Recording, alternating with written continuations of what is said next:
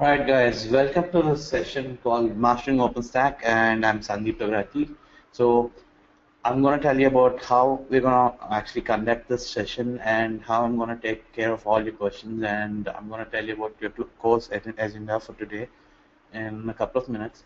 I'm going to walk you through how the elements works and how to actually join the classes and where to find course materials for your classes. So just wait for a couple of minutes, and if there's no one else joining in, yeah, we can start it right away. All right, guys. So welcome to this class called Mastering OpenStack, where we'll be going through each and every component of OpenStack in detail and with architectural knowledge, and we're going to go in deep with in deep. We're going to go deep with in each and every component, and we're going to build the OpenStack cloud in a lab environment first. And once that's done, and once we are good and done with the whole entire concept, you guys are going to be working on a demo project where you will be actually choosing one out of 3 or 4 projects that I'm going to give you, and they are going to be mostly related with architecture and provisioning. Okay, and coming to myself, I'm Sandeep Tagrati. I have over 10 years of experience and 8 years in the cloud and VMware network technologies, hypervisors like ESXi, Hyper-V, and KVM. And with that, I come from a vast experience in Linux and Windows background. Apart from my professional job, which I work as an architect for a small company over here, I deal with mostly telecom implementations. I've managed and implemented over 5,000 nodes of Nova for AT&T, HP, and other companies. So with that experience, I am actually a speaker for OpenStack India group, India meetups and sessions. I almost attend to almost all the meetups that happen in my area, and I've been listening to the summits for the past 2 years. And I'm an OpenStack enthusiast, and I like to build something new on cloud every time that I get a chance. Sounds good? So I'm going to tell you about how my way of teaching and how I actually go about within this class. This class is almost 3.5 hours, so I'm going to present you guys at a stretch of 50 minutes, and after 15 minutes, I'm going to take a small tactical break of 10 minutes where I'll be giving an open-ended question to you, and you guys can come back with the answers after 10 minutes of every hour. So for today's session, we're gonna learn about what cloud computing is, and then we're gonna come back into OpenStack, and we're gonna try to relate OpenStack with virtualization. And after that's done, I'm gonna show you how to create a sample lab environment that we're gonna use for the rest of the class modules. When I say modules, all the components that we're gonna install from tomorrow or day after. We're gonna have a base today, and how we're gonna set up the base today that we're gonna use for the rest of the classes. I'm sorry. All right, I have some questions here, and regarding the questions and the stuff, if the question that you guys ask is pertaining to the slide that I'm actually teaching, I'm going to take it up. Or if I think that it's going above the concept that I'm going to teach at this point of time, I'm going to park those questions, and in the last 30 minutes we can come back to Q&A and we can answer them. Any questions? So I have a questions with Samir over here. He says that are we going to develop apps on OpenStack? Samir, no, we're not going to get into developing at this point. But on the contrary, when you're installing OpenStack, I'm going to tell you at which parts the configs are in and which files the code is written into. So you can actually come back and tweak it out yourself. Since this is an administration and architectural course for OpenStack, we will not be covering anything into development. And labs are your own. You guys have to carry an 8 GB laptop or 8 GB system. All we're going to do is we're going to use about 6 GB of your memory, and we're going to install VirtualBox, and we're going to start 3 virtual machines on top of it, and configure the networking so that we can use it for the next classes. Mahesh has a question. He was asking me if the labs are being provided by Edureka or the self labs. All right, so since I think everyone is here, let's start the class. I'm going to give you a small introduction on how to find your courses in Edureka and how to view your classes and your course content. And after that's done, we're going to start off with the slides, and we're going to start a deep dive into what is cloud computing. And after the cloud computing is done, we're going to go into OpenStack. And once that's done, we're going to have a small demo on how to set up the infrastructure for the future classes. All right. So once all you have to do is go to edureka.co and click on sign in button over here. I mean, mine is not now. So I'm going to sign in over here. I'm going to just pause the video for a second.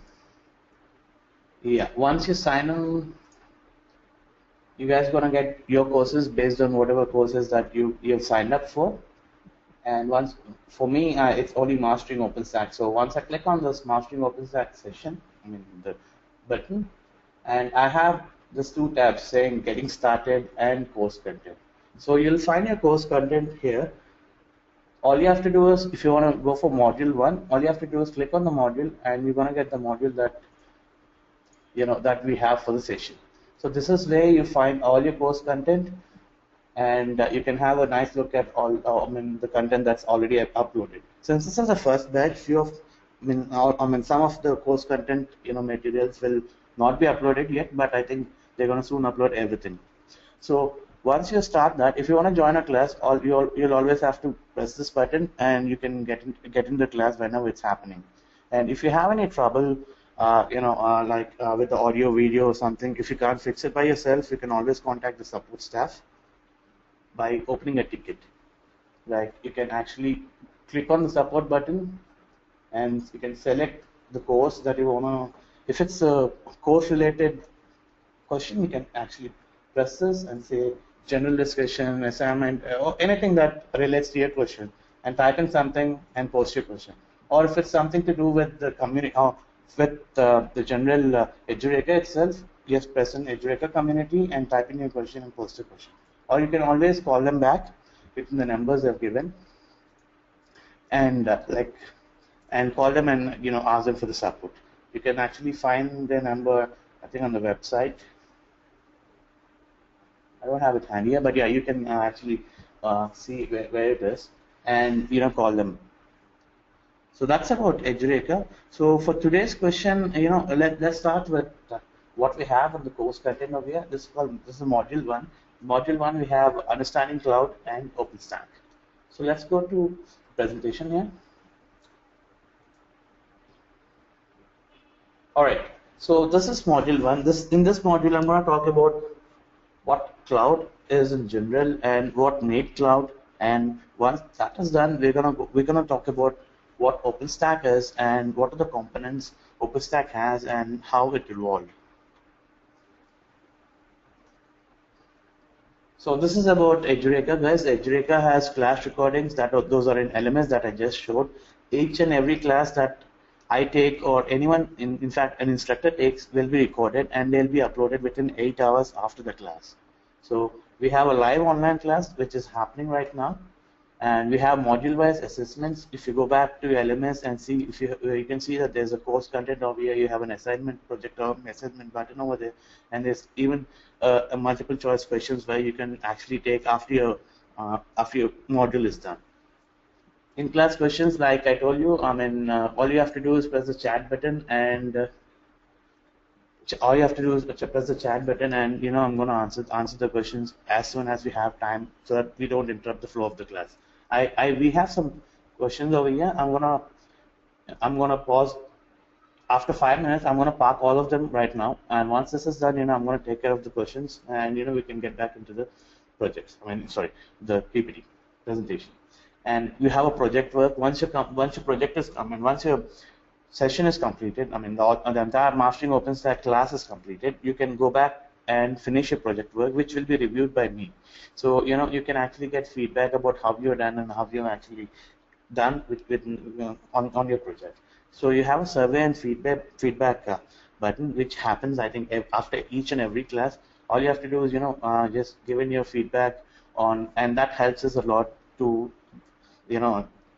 better present it the next time. So I'm counting on you guys to tell me how I've done for all the modules, so I can get back and prepare in more content, or talk in like what, however you guys feel. And you have a verifiable certificate once you complete your course, which can be verified, and you can actually put that into your resume, saying, I've completed a course, course certification from Edureka for mastering of OpenStack. Okay, so these guys will verify that and say that yes, this guy has finished this class with this much percentage of score, or this guy has completed the project work and all. So you have a 24/7 support, like I told you earlier. You can always raise a ticket or call Edureka, and they're gonna take care of your questions and they'll help you out. And lastly, you have an Android and iOS application app which you can download, and you can actually watch the videos, or browse the content to the website on your mobile. So this is how you join a class. First, you have to log into the Edureka portal with your credentials, and then go to your My Course tab, like I showed you. Go to the course, and then all you have to do is click on the Join Class. Okay. So these are the course topics that we have, and we're gonna complete these modules over the next 6 weekends. So first module is understanding cloud and OpenStack, that we are in right now. We're going to go to the actual contents in a few minutes. The module 2 is something called Keystone, which is nothing but the authentication system that OpenStack uses, and it's a core component of OpenStack. And the third one is called Nova, which is the compute service, which basically gives the CPU, RAM, or let's say the compute power for all OpenStack services. And the fourth one is called Cinder, which is block storage, which is nothing but, as a layman's term, you can say that it's like a hard disk for your computer, where you store in your operating system, your file systems, etc. And the fifth one is called Glance, which is like an imaging service which stores all the image repositories for your entire cloud. So if you're going to start a virtual machine, you would want a ISO or some kind of image disk that goes in with your virtual machine to boot up the virtual machine, right? So that image is stored in Glance. And you have a module 6 that's called Neutron, which is nothing but the Neutron service. That's nothing but your network service, which basically is needed to create networks, routers, DHCPs, VIPs, assign IPs to the virtual machines, etc., etc. We're gonna deep dive into that within that module. And module 7 is called the Horizon, which is nothing but the dashboard, which actually shows everything your cloud is on a beautiful web page. You can actually create a virtual machine, delete a virtual machine, add a user, create a user, delete a user, etc., etc. And module 8 is called Heat, which is nothing but the orchestration service, which is used to scale your infrastructure. And module 9 is called Celometer, which is kind of billing service, where you can actually use it to collect data of the usage of your users or your projects. You can actually combine Heat and Celometer together to make like some sort of an intelligent orchestration, where your cloud will scale up and down based on the alarms that get generated using Celometer. And module 10 is nothing but database as a service. It's a service where you can launch up databases as virtual machines or as instances that you can use in your cloud, right? And module 11 is called Swift. Is the object storage. This is object storage is nothing but, let's say in the layman's term, it's an attached storage that you have, where you can store all the files or anything that you want on top of it, and it provides API access for easy download and upload of the files. And module 12, we're going to cover about installation and troubleshooting. And module 13, we're going to cover about the operator's guide. Operator's guide is nothing but the real-time scenarios that we face, OpenStack engineers face, and it contains daily ins and out and troubleshooting guides, and tips and tricks to maintain your OpenStack cloud and administer your OpenStack cloud. And module 14 is an out of syllabus of OpenStack, but it's entirely it's a new concept that people use. It might be an old concept for people coming from Hadoop or something, because module 14 is something called ELK stack. ELK stack is nothing but Elasticsearch, Logstash, and Kibana together. It is basically like a central logging system that you guys use, and we implement this ELK stack on top of OpenStack environment to collect logs and ship them off to a centralized environment, so that it becomes easy for you to take a look at logs and troubleshoot the issues. So at the end of this module, you'll be able to understand basics of virtualization, relationship between virtualization and cloud, introduction to cloud and cloud models, introduction to OpenStack, OpenStack ecology and services, and you'll be preparing your environment for the next sessions. All right. Before we go, I'm going to take your questions. I think they have some pretty good questions over here. Let's take about 3 minutes of these questions and let's start with the class. All right.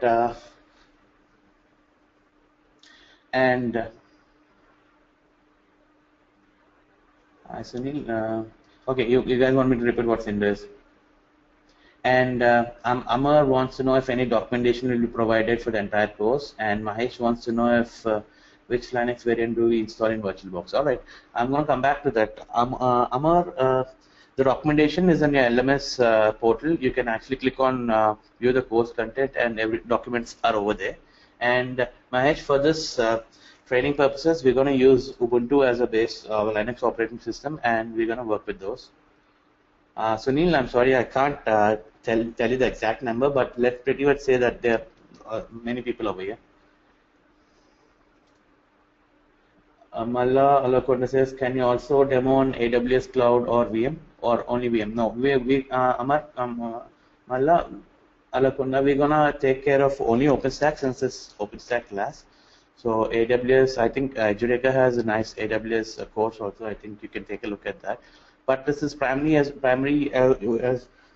infrastructure as a service, which you will use to deploy infrastructure, which you use to deploy your OpenStack cloud within your environment.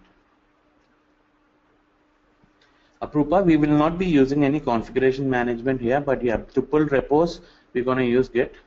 Aprupa has asked a question saying, which configuration management you will be using. We won't be using any configuration management over here since we're going to just install.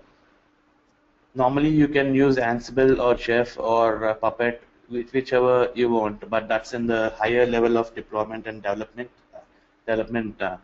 classes, I guess. But we are not going through the development of OpenStack. All right, okay. All right, okay, guys. So let's start with the class today. And whatever questions that I get right now, I'm going to park them, and we're going to take care of them after 50 minutes session is done. All right. So what is virtualization? What is it really? Virtualization is a framework or methodology of dividing the resources of a computer into multiple execution environments. For example, you all have computers right now, laptops or anything. I mean, systems in front of you. Do you guys really see the importance of this? I mean, if you go to your task manager, you can see that you're using about mine. I'm showing you mine, so it's using about 28% of CPU and 31% of memory. So what does it actually mean? I'm actually running a lot of services in the background which are not needed for me, but yeah, these are the background applications. But ideally, when I actually see a computer or a laptop, right, it doesn't actually go more than 30 or 40% of its CPU usage in idle time or moderate use level. So that means that you're actually wasting the rest of the percentage of CPU or memory. Just when it just spikes up whenever you increase or you start up an application that's CPU intensive or memory intensive. So what people have done is a normal computer or a server, it just idly runs at about 30 or 40% of its maximum capacity. So these guys have come up with something called virtualization, where you can actually break up your computer into half virtually and launch 1 or 2 or 3 virtual machines on top of it. That means they are making use of the computer in a full way. For example, if my computer is using about 30% of CPU, with a use of virtualization, I can probably launch 2 or 3 virtual instances of my computer, and I can actually use the full CPU and memory power. So that's what virtualization means. I'm going to go in detail of what virtualization is after this slide. So this is done by applying one or more concepts or technologies such as hardware or software partitioning, partial or complete machine simulation, emulation, and many other types. We have hypervisors like ESX, ESXi, Hyper-V, etc., and KVM, Revert, etc. Virtualization is an abstract layer that decouples the physical hardware from an operating system to deliver the greater IT resources, utilization, and flexibility. What happens over here is it'll actually use the physical computer, and you apply something called hypervisor on top of your computer, and hypervisor breaks down your system virtually to create 3 or 4 instances, to create instances over top of it, on top of it. So this is how on the right side you have the architecture. This is your real machine. That's your laptop or your system or your server, etc., etc. Typically, when you install something, this is the machine that you buy. This is the stuff that you buy physically. This is the only thing that you can see on top of a computer. So once a real machine is obtained, you're gonna go and install an operating system on top of it. Once the operating system is, operating system is installed, you guys can go and install applications like applications that you use every day. That's an application that's running on top of an operating system, and my operating system is nothing but Windows. So sometimes people have different kinds of application and different kinds of operating systems. So each of my machine that I'm using right now, my machine that I'm using is only using 30% of the resources that my real machine is actually having. So if I actually virtualize my system, I can put in something called a virtual machine manager on top of the operating system, and I can create a virtual machine, and I can install an application over the top of it. This is like a pack or a stack. All right. So on top of a real machine, which is nothing but a server, which has huge amounts of RAM, CPU, and storage that it can share with. The virtual machine sits on top of the virtual machine stands for virtual machine manager. Example, VMware workstation. Have any of you guys used a virtual VM player or a virtual box or something like that? I guess many people have used it already. So what happens is I can use my system and virtualize it, and on top of that I can use 3 or 4 virtual machines which I can further use to get my work done. Mahesh, I'll take your question a little later. Thanks. So this is how an architecture of a system looks like. This is, when I say system, guys, system is nothing but the computer or your laptop or anything that you're using to connect or you do your computing works. Nothing more than that. All right. So this is an architecture of the system. So this is your CPU. This is your memory. This is your NIC. That's nothing but network interface card, and this is your hard disk or the storage. So this all together, this one makes your computer. That's the physical hardware that you can't see from the outside. All you have to do is open up your bezels or open up the keyboard from your laptop and take out your cases to see what is actually inside the computer. So inside the computer you have something called motherboard, and motherboard actually holds the CPU, memory, NIC, and a network interface card and the disk. So on top of it, you have an architecture. You have an x86 or a 64-bit architecture. That's nothing but the architecture that your motherboard can hold and your operating system can support. So you have BIOS on top of it, and after BIOS comes, you have your operating system and your application, which are tightly coupled. I mean, so that's the old model or tradition of how we use your computers. Even now, my operating system, my system right now, I haven't virtualized this yet. I mean, so I have all of this present, and have architecture present, and I have operating systems, and on top of that I'm using my application. This is before virtualization. So what happens if you use all of this after virtualization? So let's see how your system changes after virtualization after this point. This is a single operating system per machine. Software and hardware are tightly coupled, running multiple applications simultaneously. Yeah, I mean, I'm running on a multiple applications simultaneously. I'm running a webinar right now. I have a Chrome open. I have some other background applications that are running on top of my operating systems. But I'm using only 30% of the resources, as you guys have seen it earlier. I mean, you guys can check out how much you guys are using. But yeah, this is how a normal system architecture goes. So disadvantage of these are, machine often creates problems. Yeah, we often run into BIOS study, the screen of deaths if you're using Windows, and sometimes you have to reboot the machines, and not flexible and a costly infrastructure. For example, you have a need to run an application that says a minimum amount of RAM required is about 8 GB. So you as we humans, we always go for something that's in the mid-range. Wherein the application only runs at 8 GB, you will probably tend to go for a system that has 16 GB on top. 16 GB on top of it. So it needs a lot of power and cooling and space. Yeah, imagine if you need to run 20 of those applications. So will you buy 10, 20 racks or 20 CPUs or 20 laptops and run those applications and waste the amount of power that you're consuming, and let's not forget the cooling costs and also the space, and let's not forget the carbon monoxide or something that you're polluting the environment. So this is how this is how people used to run applications or server-grade applications before virtualization came into existence. So imagine if you want to run a place like Google or something without virtualization. Do you think how do you think they're giving us the 200 GB of storage for each Gmail account? Do you think they're actually putting up each server for that 200 200 GB? No, right? They're virtualizing their hard disk and actually giving us a chunk of whatever they have through virtualized way. So this is the system after virtualization. You can clearly see that it's not much. This remains the same.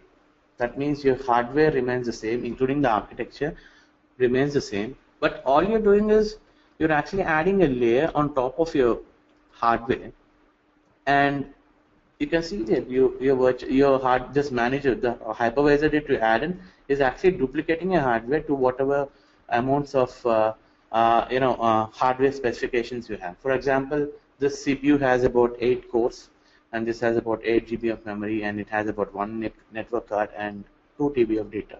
So if you add a hypervisor on top of it, and if you want to create a virtual machine, you can actually use a direct physical CPU and say like you have 4 cores and 4 RAMs and 1 network card and 1 TB of data.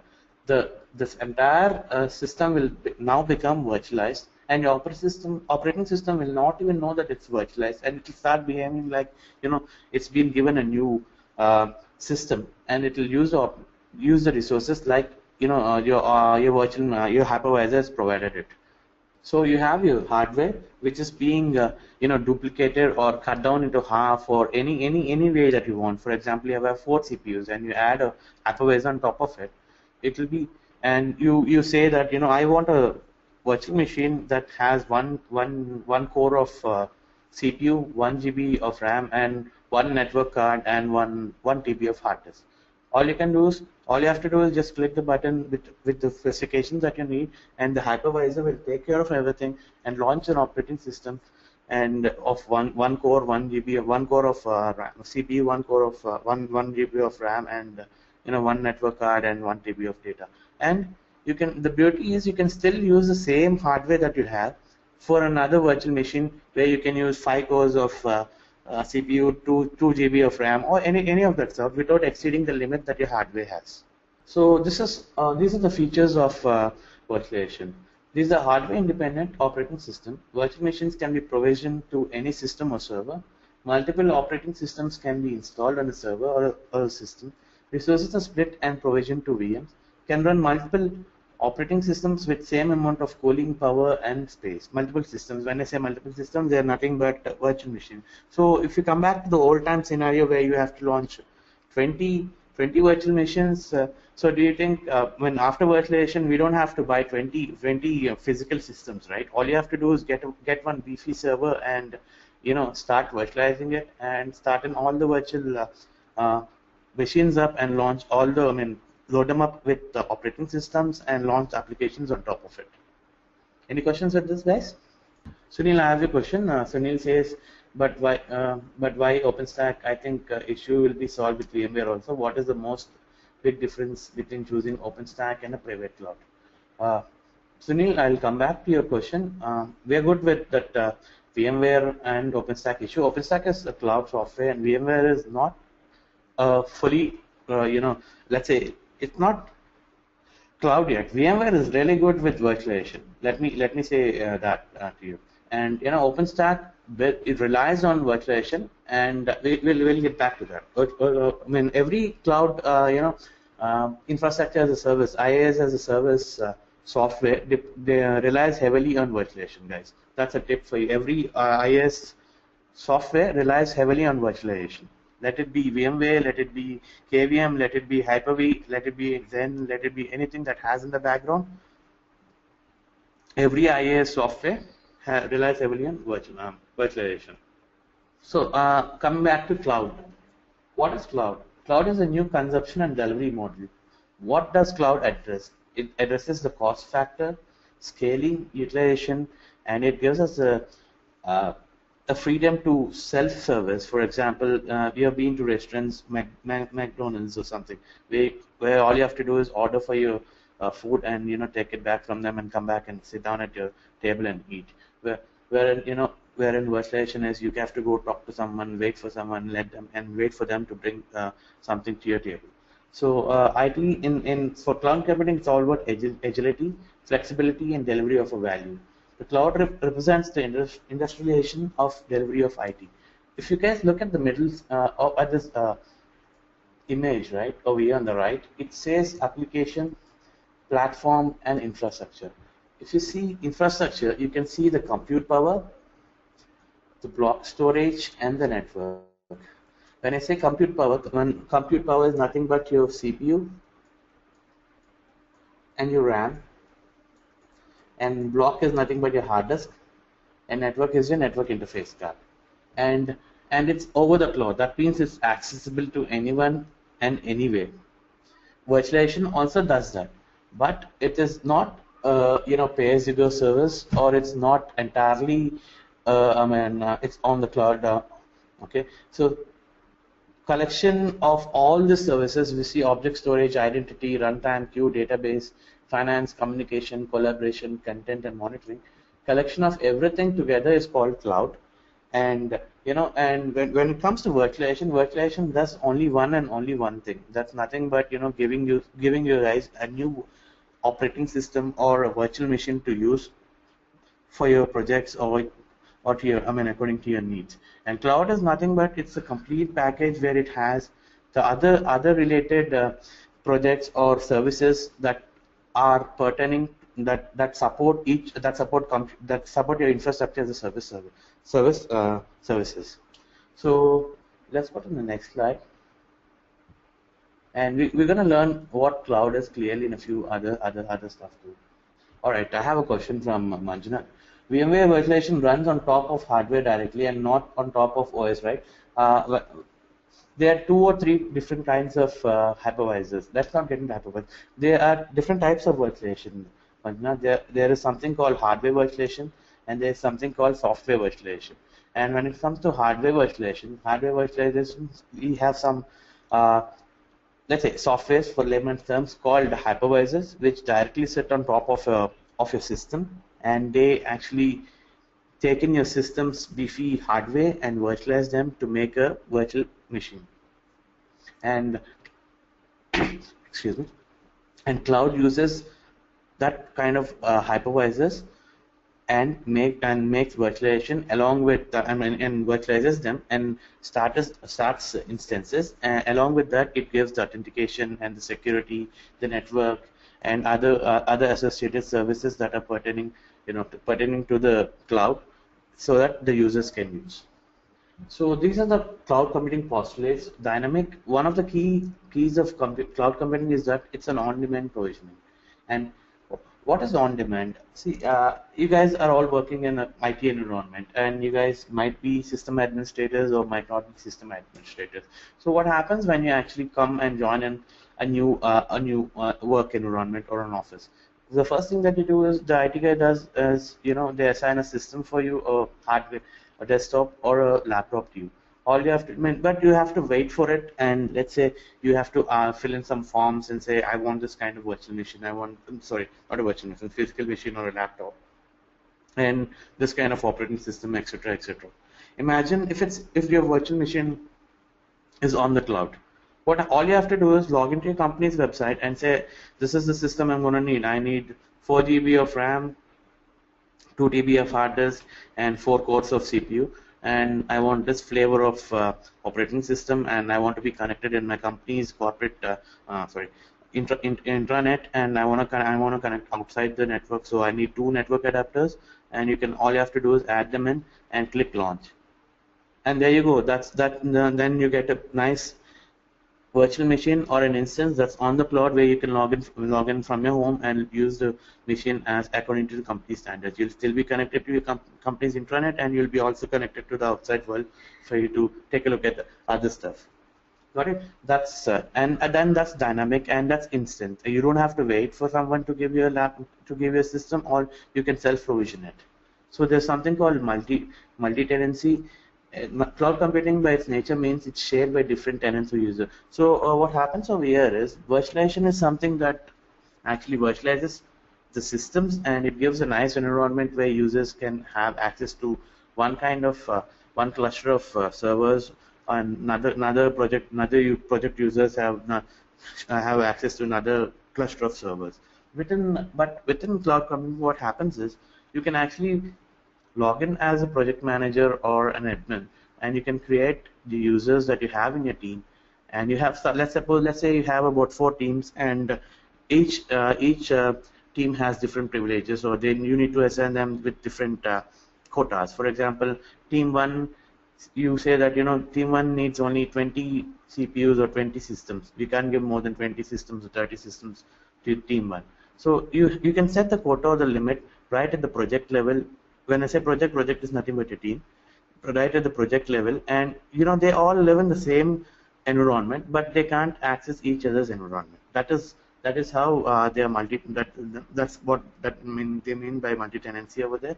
You can have multiple tenants within the same domain, and everyone can coexist peacefully, and they can't they can't get access to your one team cannot get access to another team's data unless that user is there in both of the teams. Suppose you have a team member is working in team A and team B together, and all you have to do is add the number to both team A and team B, so that he can have access to both team A's files and to team B's files. When I say files are nothing but access to the environment where you can actually launch systems for test beds, or you can start developing developer instances, or create some test cases, or add in few networks, etc., etc.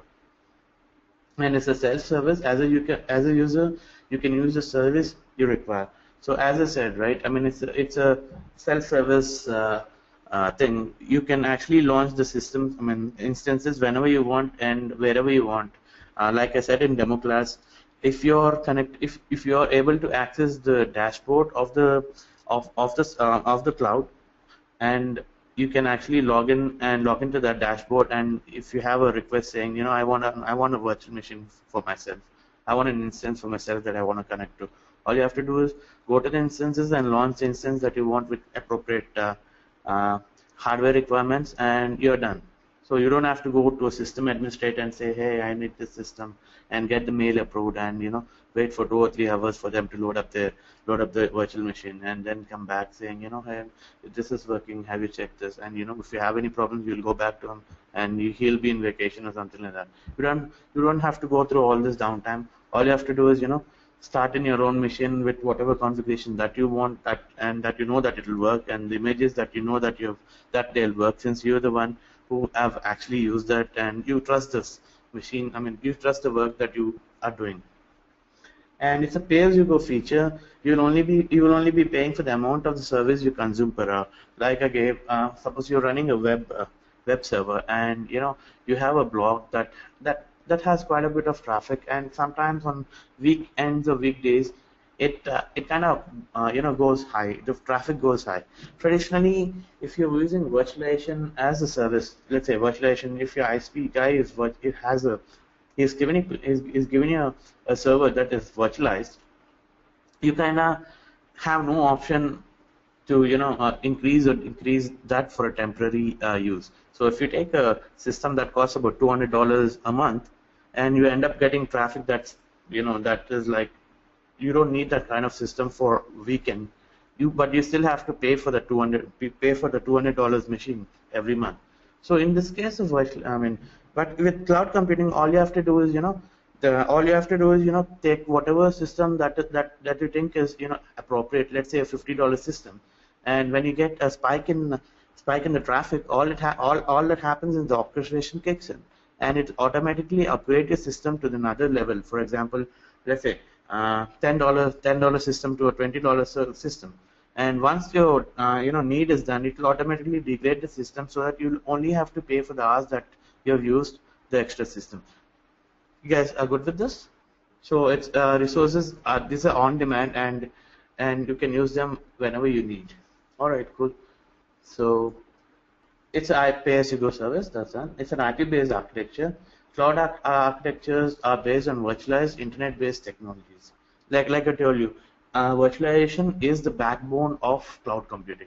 Without virtualization, cloud computing cannot exist at all, because it is a part of virtualization is a part of cloud computing. What happens is it uses your computing power to create a machine for you, but all the other stuff that cloud computing provides are not offered in virtualization.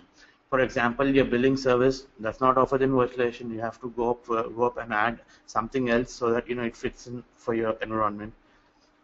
Your authentication service, when I say authentication service, it's authentication between the services that are in a cloud environment, and also the authentication that is provided for you to log into your system. So typically we'll normally SSH or RDP into a server, but there are added levels of protection using cloud computing, which are managed by services that we install. It's a self-service driven model wherein you work for the flavor that you want. When I say flavor is nothing but the flavor of the computer or the system or the server that you want. You have elasticity. That means you can scale out and scale up easily whenever you want to. So if you have spike in traffic, all you have to do is scale up, and the server will handle your traffic. And once that's done, you can scale down, and you go back paying only for the hour or whatever, for hour, how much hour usage you have done within those usage you have done, use of the computer, and pay hourly basis, and come back to your regular routine of using your old virtual machine. And it's a multi-tenancy. That means multiple projects or tenants can coexist within each other, and users can also coexist within multi-tenants. And it's all under the same environment, and it can be used from anywhere if it's on the cloud. If it's we're gonna go to the service model a little later, but if it's on the cloud, if you have access to your cloud environment, you can actually use it from anywhere within. You can actually use it on any mobile device or your tab or your computer, or from anywhere in the world which has internet. Resources, infrastructure, abstraction, on-premise and remote. See, when I say resource, infrastructure and abstraction, that's nothing but virtualization topic. It uses the virtualization technique to virtualize the computing power, and it uses networking services to give you the networking power. It uses block storage services to give you a hard disk for the VM. And it gives you a dashboard to log in. It gives you a VNC console so that you can actually see how your system is working, and you can give in your keyboard inputs. You can use anything. You can basically use your system on the go without even any SSH client or RDP. You can actually use it from the horizon itself. That's the dashboard. And you have rapid development and easy management. If you want to launch 20 instances, right? In olden days, when virtualization was not around, what you have to do, you have to raise up an order, buy hardware for 20 machines, then buy the networking gear, get the cables, get a room, get it fixed with the AC, get the power supply, everything. But with cloud and virtualization, if you want 20 systems or 20 instances, all you have to do is select the type of instances that you want, the flavor of the instance, and just change the number to 20, and hit create button, and 20 instances are launched within minutes. So rapid deployment and easy management. Management is also very easy. You can change the name. You can add security groups. You can add a firewall. You can close the port. Everything through horizon. It's through the dashboard itself, without even you going into the system or the instance and closing the ports out. You have automation and reusability. If you can actually create flavors or whichever flavors that you want. For example, if you're using, let's say, if you're using one particular flavor for a long time. For example, if you're using Windows flavor with the 16 GB of RAM and 1 TB of hard disk every time, and you're creating that one every time you're creating that. You can do something called automation. We can automate it basically, and all you have to do is click a button, and the program itself takes care of it and reads every value from the JSON file and deploys a virtual machine. So if you say that I have 20 systems, and if 19 of them are getting filled fast, create a virtual machine with this flavor. You can actually do all this kinds of stuff, and you can launch virtual machines. It can launch virtual machines without your interaction too, if you actually automate it using heat and Celometer. And no capex and only opex. What happens is, you don't have to pay for the hardware or anything. All you have to do is use the services and pay only for the services. So if you want a car to travel from point A to point B, all you have to do is rent a car, Uber or something. Are you paying for the driver? No. Are you paying for the gas? No. Are you paying for the car? No. All you are doing is paying for the ride. That's a service. So infrastructure is something where the guy who provides infrastructure as a service buys in everything. He buys the car, he puts fuel in it, he buys the driver, he provides salary to the driver. And the customer who's actually using it will just tell him, I want to go from point A to point B. That's like, he knows what he's doing. And the the driver who's driving will, get the job done. Any questions with this, guys? I guess no. All right. So we have 3 different types of clouds over here. One is the private cloud, one is the hybrid cloud, and one is the public cloud. People might think, private cloud is something that, only organizations within the, separate departments use it, or it's like an intranet kind of thing. But frankly, guys, no, it's not that kind of cloud. Okay, and hybrid and public cloud. Just give me a second here. All right, I'm back. So what is private cloud? It's an on or off premise cloud infrastructure operated solely for an organization and managed by the organization or third party. So what happens is, we have a lot, many different kinds of companies over here. We have banks, we have hedge fund companies, we have law companies, we have IT companies, etc., etc., and the list goes on. And frankly, I can't tell I can name every one of them, but yeah. A few companies like to use something called a private cloud, which is a cloud that is only for the private group of people or private set of people who work for the organization. Okay, and it works from anywhere if it's given the ability or the networking capacity. But yeah, a private cloud is something that is mainly used for people or organization within their environment. And a public cloud is something which is available for general public on a large industry group and owned by an organization selling cloud services. Suppose if you want to rent a server and on the cloud, whom do you go to? You go to the ISP. And who is an ISP? ISP is the guy who provides internet service or infrastructure service, right? And when you want a server, what do? You go up to ISP and say that, hey, I want to rent your server, and I want to use it so that I can run my applications on top of it, right? So it's available to you. He says, we are offering these kind of services, and these are open for public, and anyone can use them as long as you have your ID and password for your particular machine. Yeah, we are good to go, and you'll be sharing your virtual machine with someone else, from a guy from India or a guy from Malaysia or Singapore or Syria, in fact, to be honest, because it's virtualized and it's open to the public, and anyone can log in and connect to it. Whereas when you come to a private cloud, what happens is, hey, you talk to your network administrator, you tell him that I want a virtual machine, and he says, yeah, do you have approval of your manager? He'll say yes. You'll say yes, I do have approval for this. Can you give it to me? And out of curiosity, you ask him, hey, can you tell me who is the other guy? Who else uses this machine, since you are in a virtualized environment? He'll say, a guy from the developing department or the mobile division uses. So that it's for a private group of people who work for a particular organization. And you say, hey, so since it's a private, cloud, do you think I can go home and log in? He'll say, yeah, no, why not? As if you're connected to a VPN of the company, you can log into your instance. As simple as that. All right. So a private cloud is something where when the organization builds within its infrastructure's data center and gives the infrastructure to its, let's say, people, to its employees or project groups. So it's nothing like, it's not open for the public though, but it's not selling services. It's giving services for project use or internal purposes used within the organization.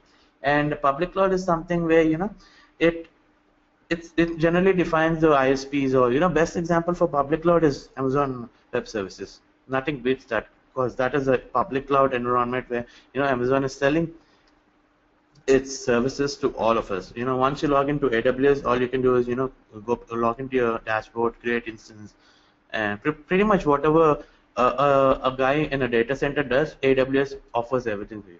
And similarly, the same thing happens from OpenStack perspective. Pretty much whatever AWS can do, OpenStack is the one that can actually do that by itself. Give those kind of services to you. So the only difference is AWS is the one that's hosted on on a public cloud. That means you cannot go back to the infrastructure level and say that hey, I want this to be hosted within my premises. But with OpenStack, yeah, you can make it public and you can actually use it within your environment, and you can make it a public cloud by offering services. There are some companies that actually give out services using OpenStack. Rackspace is one, and you have a lot of other companies. If you search around the internet, there are people who use OpenStack as a medium, the base medium, and sell ISP services. HP was doing it earlier. There was something called Helion OpenStack, HOS, or they closed it recently. HP was initially offering a public cloud where you can actually log into their website and start using the services, and like OpenStack. The base operating system is OpenStack. When I say operating system, the implementation is OpenStack, and they built pretty much good stuff. Some stuff on top of OpenStack combined with their power and OpenStack's usage. They've started something called HOS long time back, which they've recently closed it down. So that's about public and private clouds. Any questions with this, guys? So you guys know the lines of lines. You know where to draw a line between a public and private cloud, right? It's just the name that differs if it's public or private. But you're actually using a cloud that is infrastructure as a service. The only thing that's different is the offering of the cloud. For example, it's for a private organization. The guys within the group can use it. That's called a private cloud. And the thing that everyone uses it is called a public cloud. Any doubts with that? No, right? So yeah, and that is the basic building block. Okay, and when it comes to public cloud, let me give you more detail about this. The provider is responsible for the infrastructure. That means you are in no way, in charge, or you can actually not even touch the hardware. It's just you will not even know where it is. They might give you a fake name saying it's located somewhere in Texas somewhere, but you might not even know. Maybe it's in Netherlands. You will never know where the hardware is. You will not know what kind of hardware the service provider is using and what type of location it is in, unless the ISP guy gives you some information. And you have very little customization for security controls. For example, okay, I have a question here. Okay, so what happens over here is with public cloud, you have a lot of institutes or organizations that like to keep their data protected. Trust me, I work with clients. They wouldn't even want us to have a look at the data from remote locations. So they flew us back to California once just to take a look at one paragraph of data that they have and come down back and implement some stuff. So people are paranoid when it comes to data, and people don't like the idea of public. Some people don't like the idea of public cloud, because especially because their data is on the cloud, and people they are skeptical. What if my data will be hacked, or what if my data can be used or seen by another person? So some people don't want to do that. They will never compromise that kind of visibility and launch their systems on the cloud. All right, that's one disadvantage of public cloud. The data, people don't like the data being on the cloud, and there's no visibility into day-to-day operations. You might own the ride when I'm coming back to the CAD example that I've given you, the Uber example, for example, okay, you might own the ride, for example, point A to point B. You might know, okay, fine, I'm going from here to there, but you really don't know how the insides of the car are, whether it's oiled or whether it's serviced, etc., etc. You can only feel the ride. You can only feel the way the driver drives, and you can only feel the car's experience or the inside the environment or the way it smells, etc. But you will have little or no effect, saying that, hey, I mean, I think your car needs to be serviced, or I think your engine needs to be tuned, etc., etc. You can't actually command him and say that, hey, I mean, do this, do that.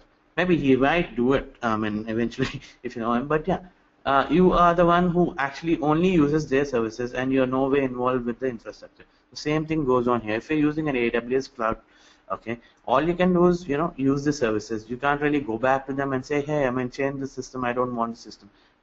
I mean, I don't know if you're really a big guy and you know the director or the CEO of that particular division, and then maybe he might do something for you. But 99.99 out of all the stuff, it will not happen. You will not have control of what is there under the cloud. But with a private cloud, yes, you do have that opportunity, because you're the one who is actually hosting the cloud, and you have full exposure over the day-to-day operations and the type of servers you're using, and the type of internet you're using, the type of bandwidth you're using, the location of the server, and all the facts that pertain to a private cloud. And with public cloud, you will only have access to your virtual machines. That means the logs that you get are only the logs that are from your VMs only, and not from the environment. Difficult to access logs and policies, and applications and data are publicly exposed. Like I told you guys, I mean, in a public cloud, everything is, I mean, since it's a multi-tenant cloud, all you have to do is start a VM and you have access to that VM. But think about the infrastructure and who is providing the infrastructure. The guy who actually started the cloud is the guy who is gonna is that guy who's gonna maintain and troubleshoot the entire cloud. I have one more question again from Charles. If we are ISP using OpenStack, we will say we can offer private cloud and hybrid cloud, but not public clouds. Correct? Yeah, yeah, it depends. But OpenStack is also for a public cloud. If I'm an ISP saying that I have OpenStack and I'm utilizing OpenStack's power, I can say that hey, I'm using OpenStack and I'm still up for public, because I'm offering my services, and I'll give you a dashboard, and the guy who's using it will have every right saying that, hey, I mean, I want to start this instance, so he can start it by himself, and he can self-provision and start pretty much everything that OpenStack or the public cloud offers. But it's the only difference between a public and private cloud is the way that it operates, or the way that the guy who or the people who manage that cloud operates. For example, if Charles is starting a private cloud, he has advantage. He has knowledge over his environment. He can change a server, or he can change a storage device whenever he wants, and he knows about it. And when Charles comes to the other end of a public cloud or a private cloud, he'll just be a user. He'll be a user where he starts an instance, and with luck, maybe he can say that, hey, I need one more storage device in the backend. When I say backend, it's in from the it's under the cloud.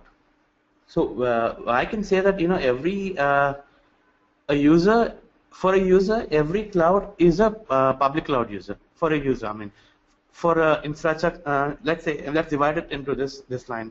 Maybe private cloud is something you have access to your infrastructure, and with public cloud you don't have access to the infrastructure that's under the cloud.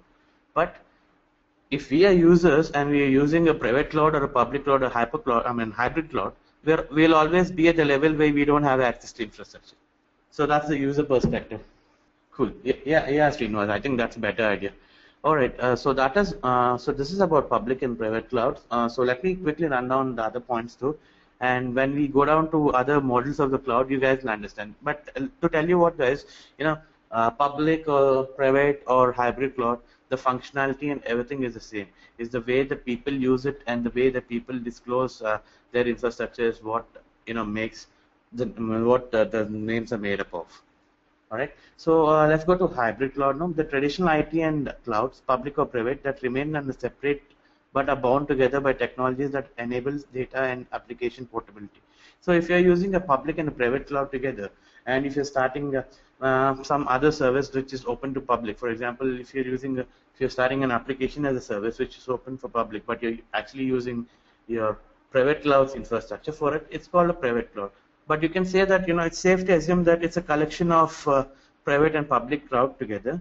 And hybrid cloud is something, but something like it's got access to private users and also with public users, but they vary on the product offerings of the cloud.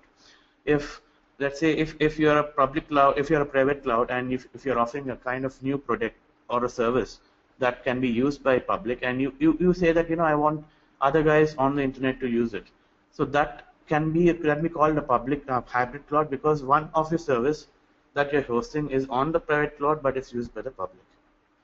All right. So in private cloud, customer is responsible for infrastructure. More customization for security controls, good visibility and good visibility into day-to-day operations, easy to access logs and policies. Application and data remain inside the firewall. So these are the service models of cloud. Let's say IaaS is called infrastructure as a service. For example, CCP, AWS, Rackspace, and OpenStack.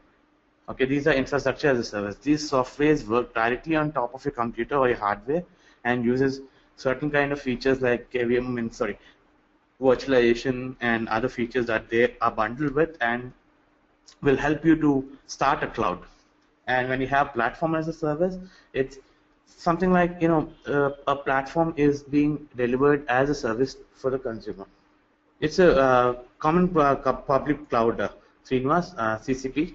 It's just another offering of cloud stack together. Okay, and we have software as a service. Okay, we have software as a service. It's nothing but the software is being delivered to the end user as a service. If we have time after these slides, I have downloaded a nice view, a nice a differentiation between all of this within all of this. So we'll go to that in some time. Let's finish this now. So these are the three main common types of services that a cloud contains: the IaaS, the PaaS, and the SaaS, software as a service. And on top of this, we guys are bound to make big things short. I mean, make them shorter. So we have database as a service. So we call them as DBaaS. So don't get confused when someone says that there's something called DBaaS. So don't think that it's the cloud delivery model. It's just the service delivery model. So someone says firewall as a service, SWAAS. Okay, that's firewall as a service. You might hear it in the future. Someone saying FWS. So we'll be thinking, oh, is there a more service model in cloud that that's new and that I haven't learned about? No, it's nothing like that. That's the service delivery model for a project kind of thing. So these three are the main offerings, and infrastructure is something where you get infrastructure as a service and you use them to launch your virtual machines. And platform is something that is a platform-based application, and everything under the platform, under the hood, for example, the hardware and the networking gear, the bandwidth, and everything is taken care of by the guy who's providing you platform as a service. Okay, and the software as a service is nothing but software as a service. You kind of use let's say AutoCAD, Photoshop, etc., etc. You kind of buy software to use it, right?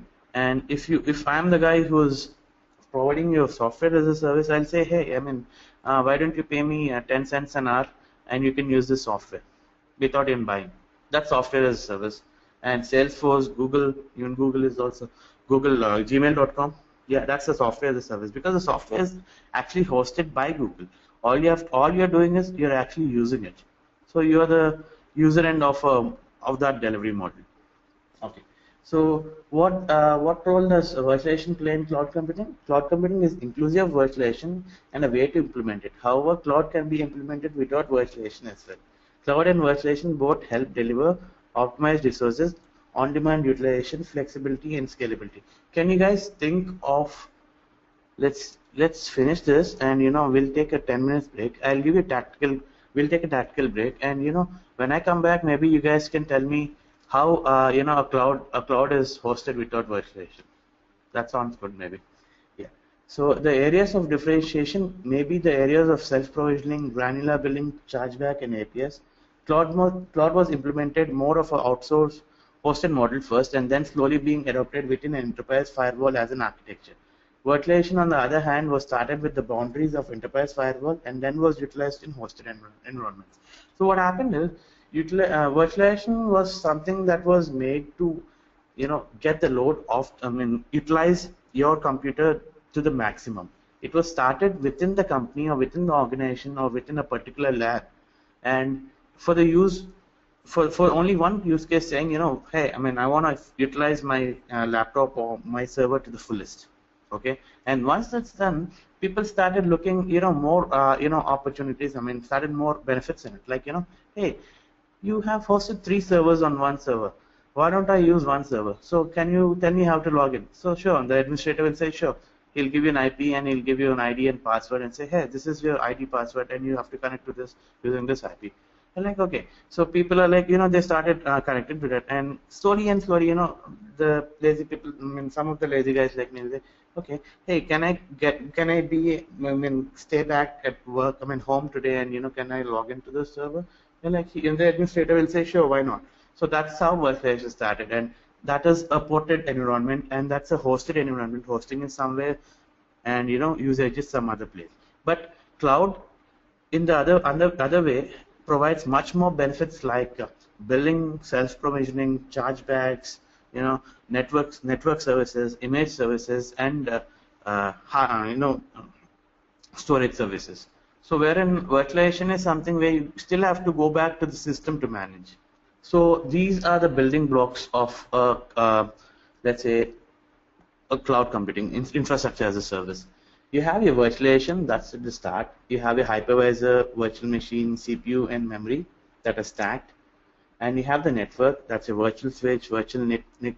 When I say NICs are nothing but network interface cards. You have VLANs, you have VPNs, and storage. You have these kind of storage networks. You have DAS, NAS, SAN, iSCSI, NFS, and fibers. And you have the web services together. You have the SOAP XML and the rest.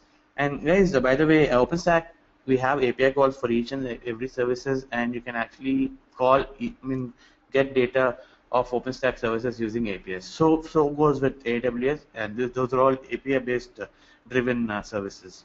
Okay, so when you combine virtualization, server automation, standardization, and self-service, you get infrastructure as a service cloud. Okay, so we have virtualization, you have network, and you have storage. That's nothing but the virtualized part, and you have web services together to form a cloud. So these are the two technologies for agility that we actually use.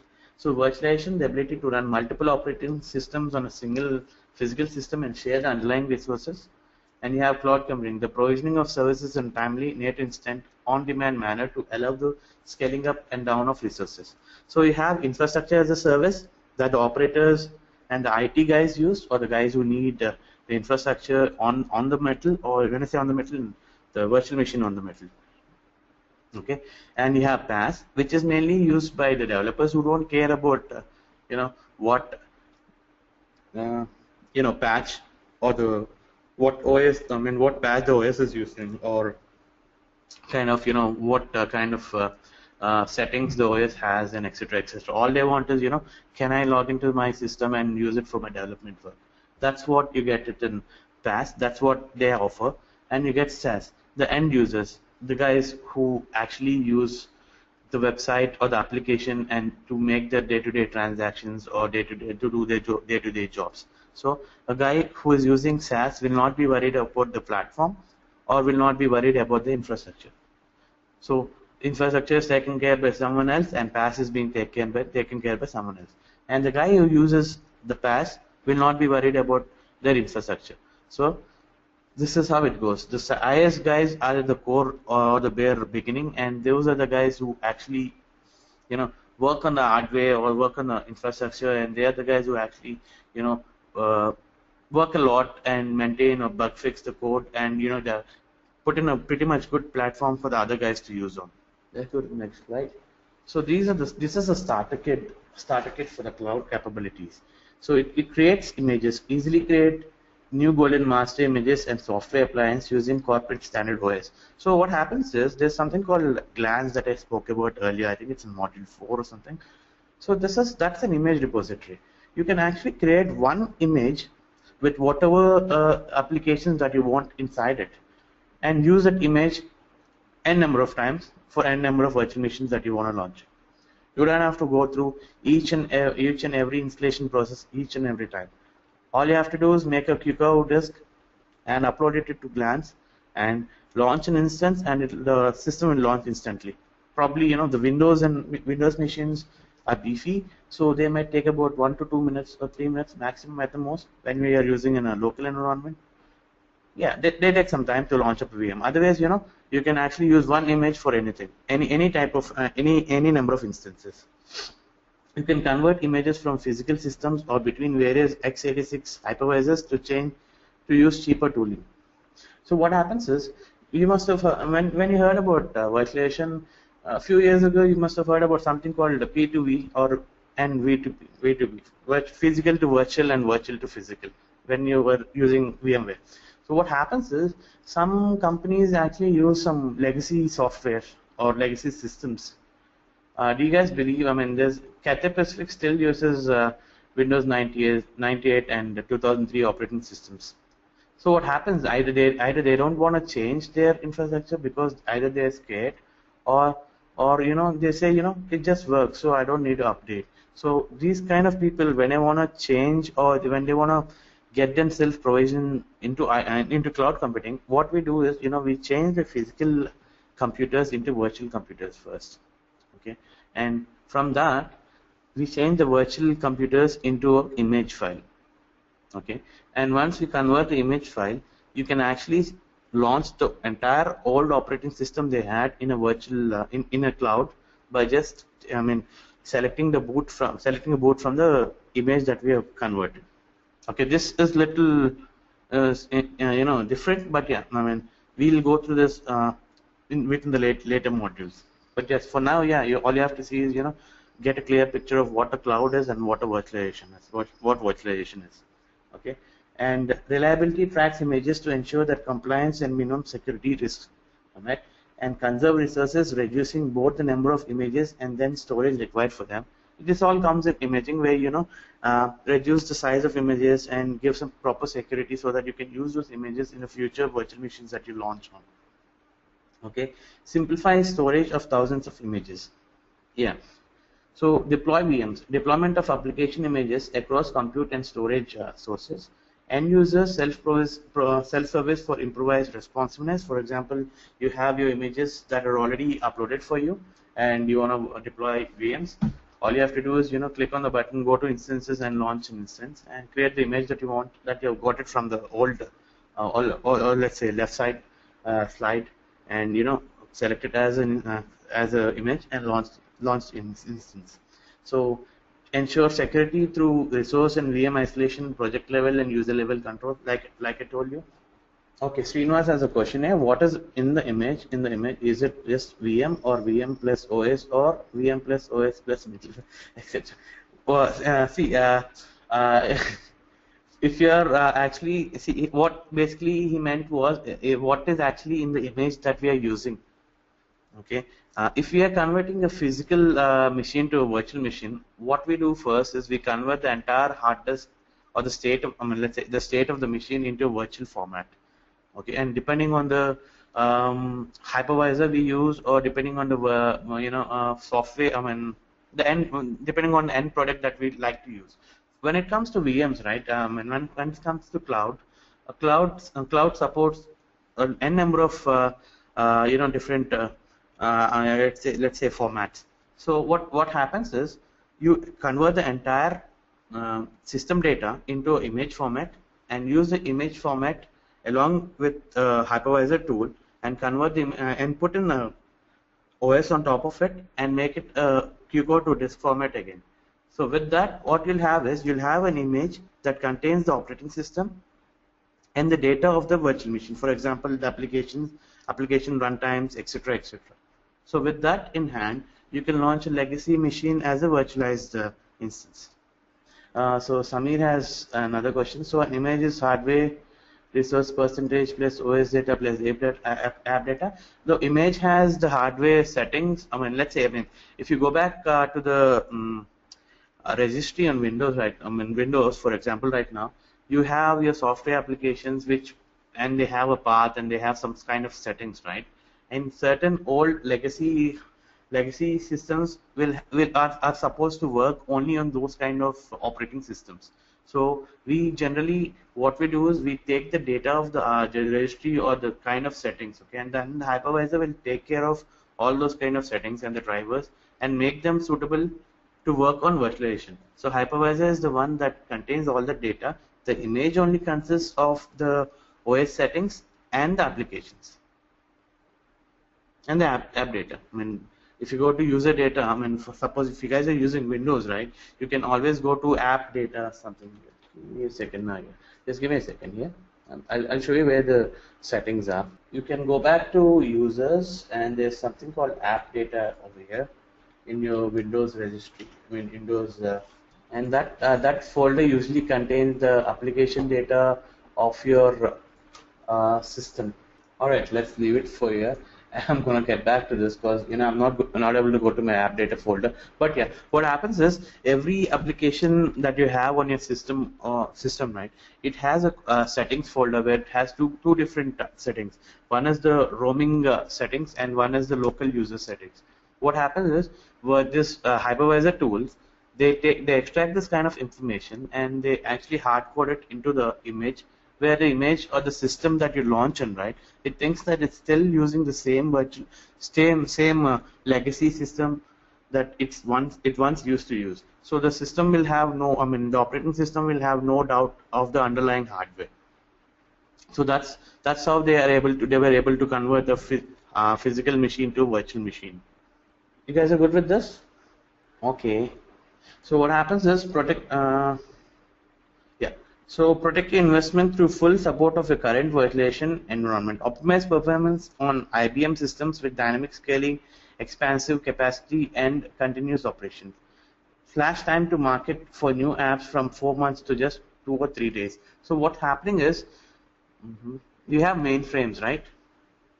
Okay, we have mainframes that are pretty much, people use legacy systems. So even IBM systems can be, optimized, and all of those legacy applications and legacy hardware can also be virtualized using the modern day hypervisors that actually have drivers that support the old architectures. So the architectures are converted, and they are they're in a linked or a hooked mode, wherein actual system thinks that when the virtualized system will think that it's actually using the old legacy hardware.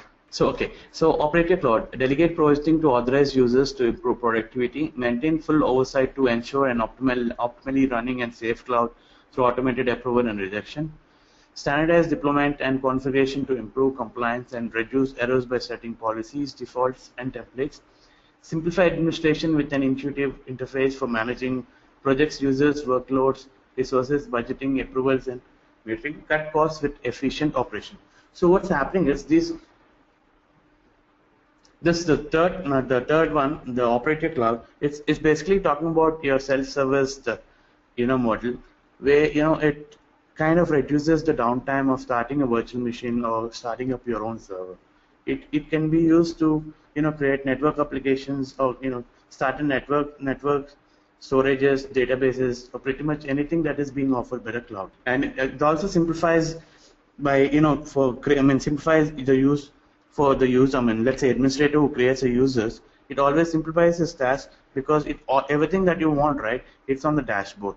You can actually create a user, add him to a project, and give him some quota saying he can only launch these kind of virtual machines, and he can use the entire system's images or the hardware quotas. So this is where we start. First is the virtualization foundation and the entry-level cloud and the advanced cloud.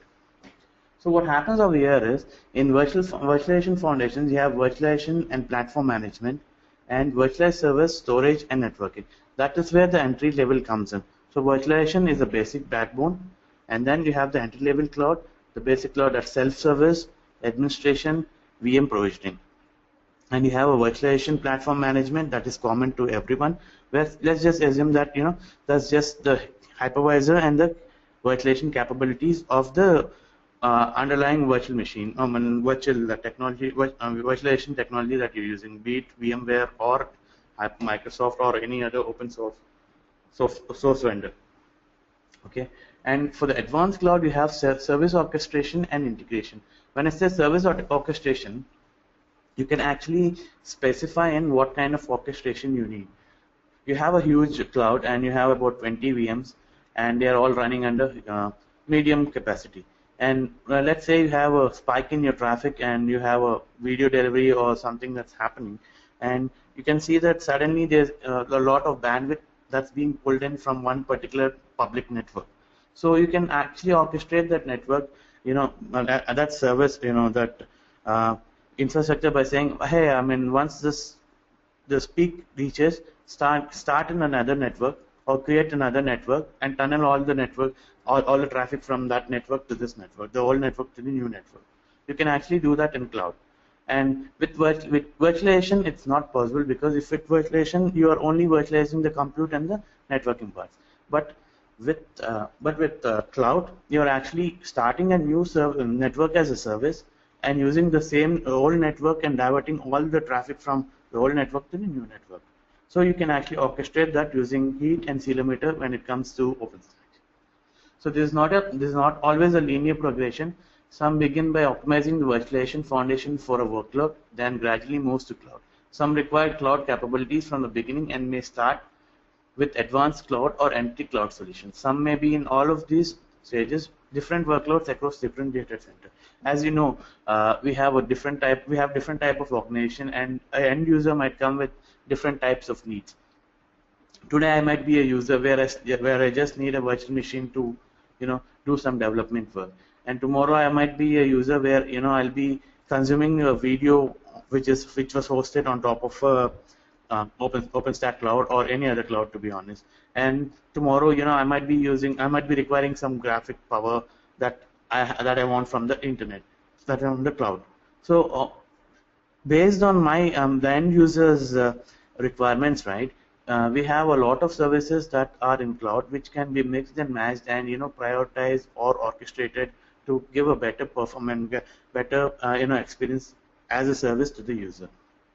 So there are a lot of different types of cloud. When I say cloud, it's just not about giving infrastructure, instances or virtual machines to the user. It's all about giving services that a cloud typically provides. So that is it for cloud. If you guys have any questions, so why don't we? All right, Charles has a question. So just so we'll take a small 10 minutes break over here, small technical break. When I come back, right, I'm gonna be here anyways. I'm gonna sit and start answering some questions that people have. When I come back, remember we were talking about a cloud that has no virtualization involved in it. Can you guys see if you can find any problems, answers to that? And Charles is saying, can you give some examples for service orchestration or integration? Are you referring to external device or APIs? Charles, when I say service orchestration, I'm talking about services that are within the cloud. Within the cloud, when I say within the cloud, let's particularly talk about OpenStack here. OpenStack is, a collection of services together. So what happens is, when I say service, you can also call them as projects. So integration and automation of those services will sometimes result in creation of new, let's say, networks or storages or etc. So what happens is, I want to create an instance, or I want to launch a virtual machine when my cloud usage starts spiking up to 90%. So what happens is, over there, I have a orchestration that is already set up to handle that kind of request. So there's when it comes to OpenStack, for the same request, I'll just write a heat template along with a ceilometer meter that will check whether my usage is 90% or not. And as soon as it hits 90%, the ceilometer will run a call, API call in this case, to Heat, and Heat will then receive that API call and launch the template that I've pre-written and executes that call. Once the call has been executed, there'll be another yes, like a load balancer. And once that call has been executed, the Nova will take that request and launch an instance, so that my usage goes down. Any doubts with that? Okay, that thing, we have a lot of services in OpenStack. I think currently there are about 16, and they're gonna be 22 by next year. Imagine that. And out of these, there are only 8, 9 core services that are major services and that are matured. About 20 plus next year. That's this year, I believe. New services are coming every 6 months. All right, guys, I'm gonna put myself in mute. I'm gonna I'll just be here and have some water or something. If you have any questions, yeah, now is the best time to shoot it. I hope I haven't parked anyone's questions. If I did, yeah, please raise your hands and just chat in so that I can give us some answers for that. Meanwhile, why don't I show you how many services OpenStack has, in fact. Guys, whoever is working on the problem, yeah, please take care of that. We're going to come back and get back to that question that we have. So OpenStack.org is the official website, and we have so these are the guys who are using OpenStack. In fact, Bloomberg, Best Buy, Comcast, PayPal. We have 20 million lines of code. We have 35,596 people, and I'm one of them. And you guys are gonna become one of them in the future. 177 countries and 560 supported companies. So guys, if you ever go to OpenStack website, which I strongly suggest that you have to go there, on the left, if you scroll down to the bottom, on the left you have all these events that are coming up.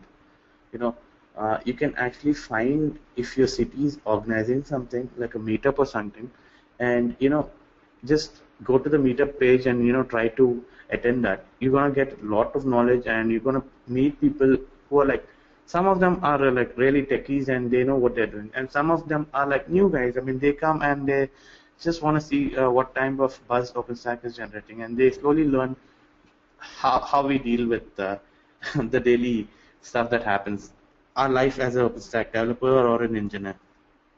Okay, just strongly suggest you attend meetups, and there are this once in 6 months summits that happen every year, once in 6 months. This year it's in Austin, Texas. That's from 25th to 29th. Last year it was in Tokyo, and the same before that it was in Vancouver. So before that I think it was in Paris or something. No, it was in Hong Kong, I guess. So these are the stuff you can browse them through. And yeah, we were going through the services, right? Main services. Let's go to. You have a mailing list for each and every service. You have a separate IRC where you can join in, and you can see what the developers are doing and what kind of projects people are working on. And it's open source code, and it's written in Python. If you have a new interesting idea, you can always propose it to OpenStack so that people can come.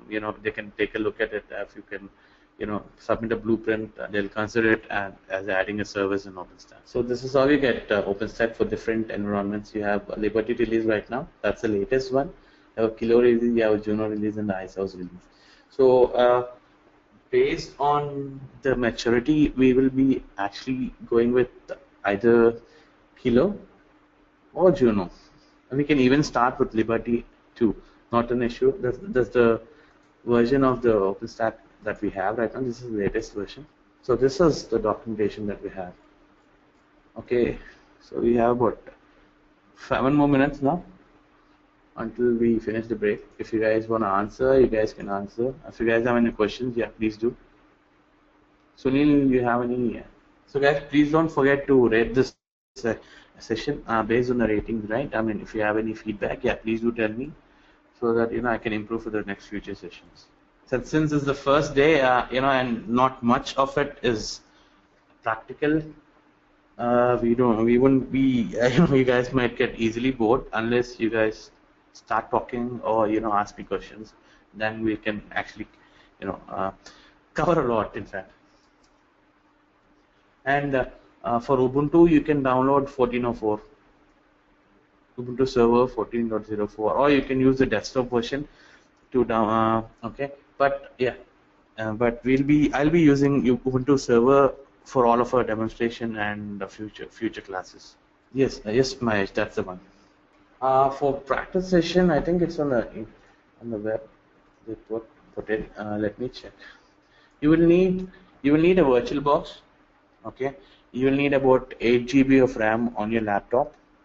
You'll need minimum of 3 to 5 cores. i3 or i5 will be good, and you need a Linux image. When it's Linux, Ubuntu image 14.04 would server edition would do good. Yeah, you can also try it with the latest version of Ubuntu, but the thing is, you have to see whether it's compatible with the code that OpenStack has. Okay. Yeah, no problem. You can, Mahesh, you can actually use 15.10 and see if you run into problems. Yeah, then we have to go back to 14.04, and you need to have putty, and you have to have puttygen to convert the keys that you get from the cloud. I mean, from the horizon. I think I'm pretty much told. Yeah, and you need internet. If you guys are you guys behind a router? Everyone's behind a router, which has a DHCP connection or DHCP functionality. Okay, if you guys are on a broadband, we will have to work on it in a different way, which is not a problem at all since our setup is based on host-only networks in VirtualBox. More question, guys. So you have an answer for the question that I asked. I mean, how is cloud providing services without virtualization? Which type of cloud does what kind of cloud is it actually? Approval kernel versions does not really matter. All we do is we'll upgrade the system and update the system anyway. So kernel versions doesn't really matter. So you can download the stock Ubuntu server image. And Amar has a question saying, for installation, do we get any instance? I mean, not by Edureka, of course, but yeah, within your home lab, you'll be able to get an instance after you set it up. All right. Mahesh has a question, is asking me what is the configuration of the VMs, how much memory, how much hard disk, etc. Usually, since we are utilizing our home computers or laptops, right, I suggest that we don't go beyond 10 GB to 15 GB per virtual machine and about 1 core for every server. That's exception of Nova. For Nova, we'll give about 2 cores and 2 GB or 3 GB. And for every other virtual machine, you can actually use only 1 GB of RAM. Cool, right? So I think we can start. Is everyone back? Shall we start? I didn't answer the question. Manjunath wants to know the answer. I wanted to know, is there a way, I wanted to know what kind of service model delivers, service without virtualization. Like IaaS delivers infrastructure as a virtualization, PaaS is platform as a service, and SaaS is software as a service. Amar, you can actually use your system, computer and desktop and use it. Oh yeah, Docker goes too. But I'm not really sure with Docker networks. Wait for 1 more minute and we're going to start. Since guys, this is a 3.5 hour session, so I can't put your brain to stress by giving out everything in 3.5 hours. So we need to have a little chit chat here and there so that we can get back to the sessions once we're comfortable. So far you guys are good with what a cloud is and how virtualization is a part of cloud, right? So after this session, you'll be having a small kind of assignment where you have to, let's go through the assignment also maybe. You'll have to, prepare something. Okay, this is the assignment that you guys have to complete after this, and one more, I suggest that after the session is completed, you guys immediately practice it, or take 1 or 2 couple of hours within your time. For the next of the week. What happens is we have 2 classes every weekend, right? Over the next week, you guys can actually come back to the videos, have a look at them and practice them. what happens with OpenStack is it's not like other softwares. For example, it's not like Hadoop or something where you know you only have to remember the process sets or the developing part, but you have to start implementing each and everything that that we do in the that we go through in the class from I think from module 2 from tomorrow. Tomorrow we'll start a small installation of Keystone. So I mean, I myself, I have installed OpenStack for more than 1,000 times, I guess, and I've failed more than 300 times. So yeah, we fail a lot, and all we have to do is once you fail, once you get some error message, we have to be in a position that you should have actually fix that.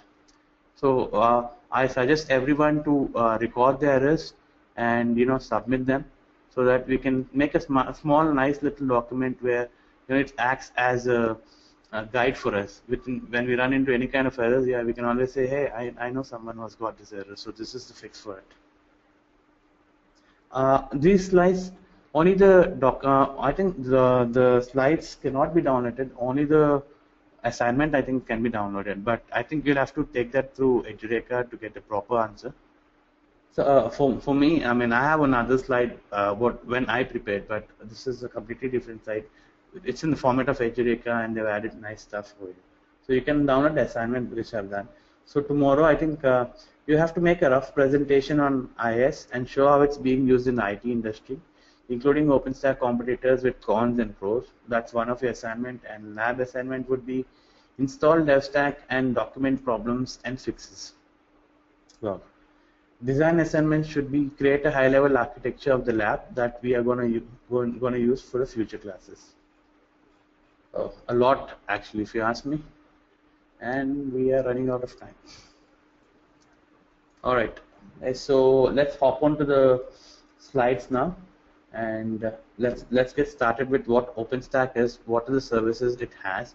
Don't expect too much from this class. I mean, from the slides. We're going to go through the introduction, high-level overview of each and every component of OpenStack.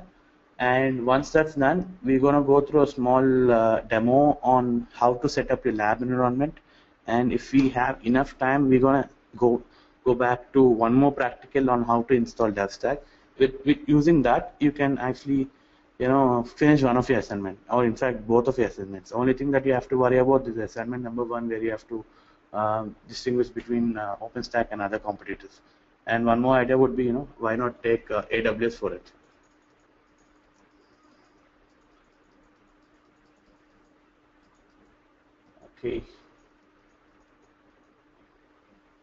Okay guys, so this is introduction to OpenStack. Till now you've been hearing me tell you about what cloud is and what kind of service models cloud has, infrastructure as a service, PaaS and SaaS, and what are the advantages of cloud, and how cloud uses virtualization techniques, and how we can actually provision ourselves virtual machines, etc., etc. Now let's come to the main part on what we are dealing with today. That's called OpenStack. OpenStack is nothing but a software, a cloud software that enables your infrastructure to behave as a cloud. And OpenStack is a collection of small components like Lego blocks. When fit in together, makes a block together. That's what OpenStack is in the layman's term. So let's see what OpenStack is here. OpenStack is a cloud operating system that controls large pools of compute, storage, and networking resources throughout a data center, all managed through a dashboard that gives administrators control while empowering their users to provision resources through a web interface. So what happens is OpenStack uses your computing power, your networking power, and the storage power.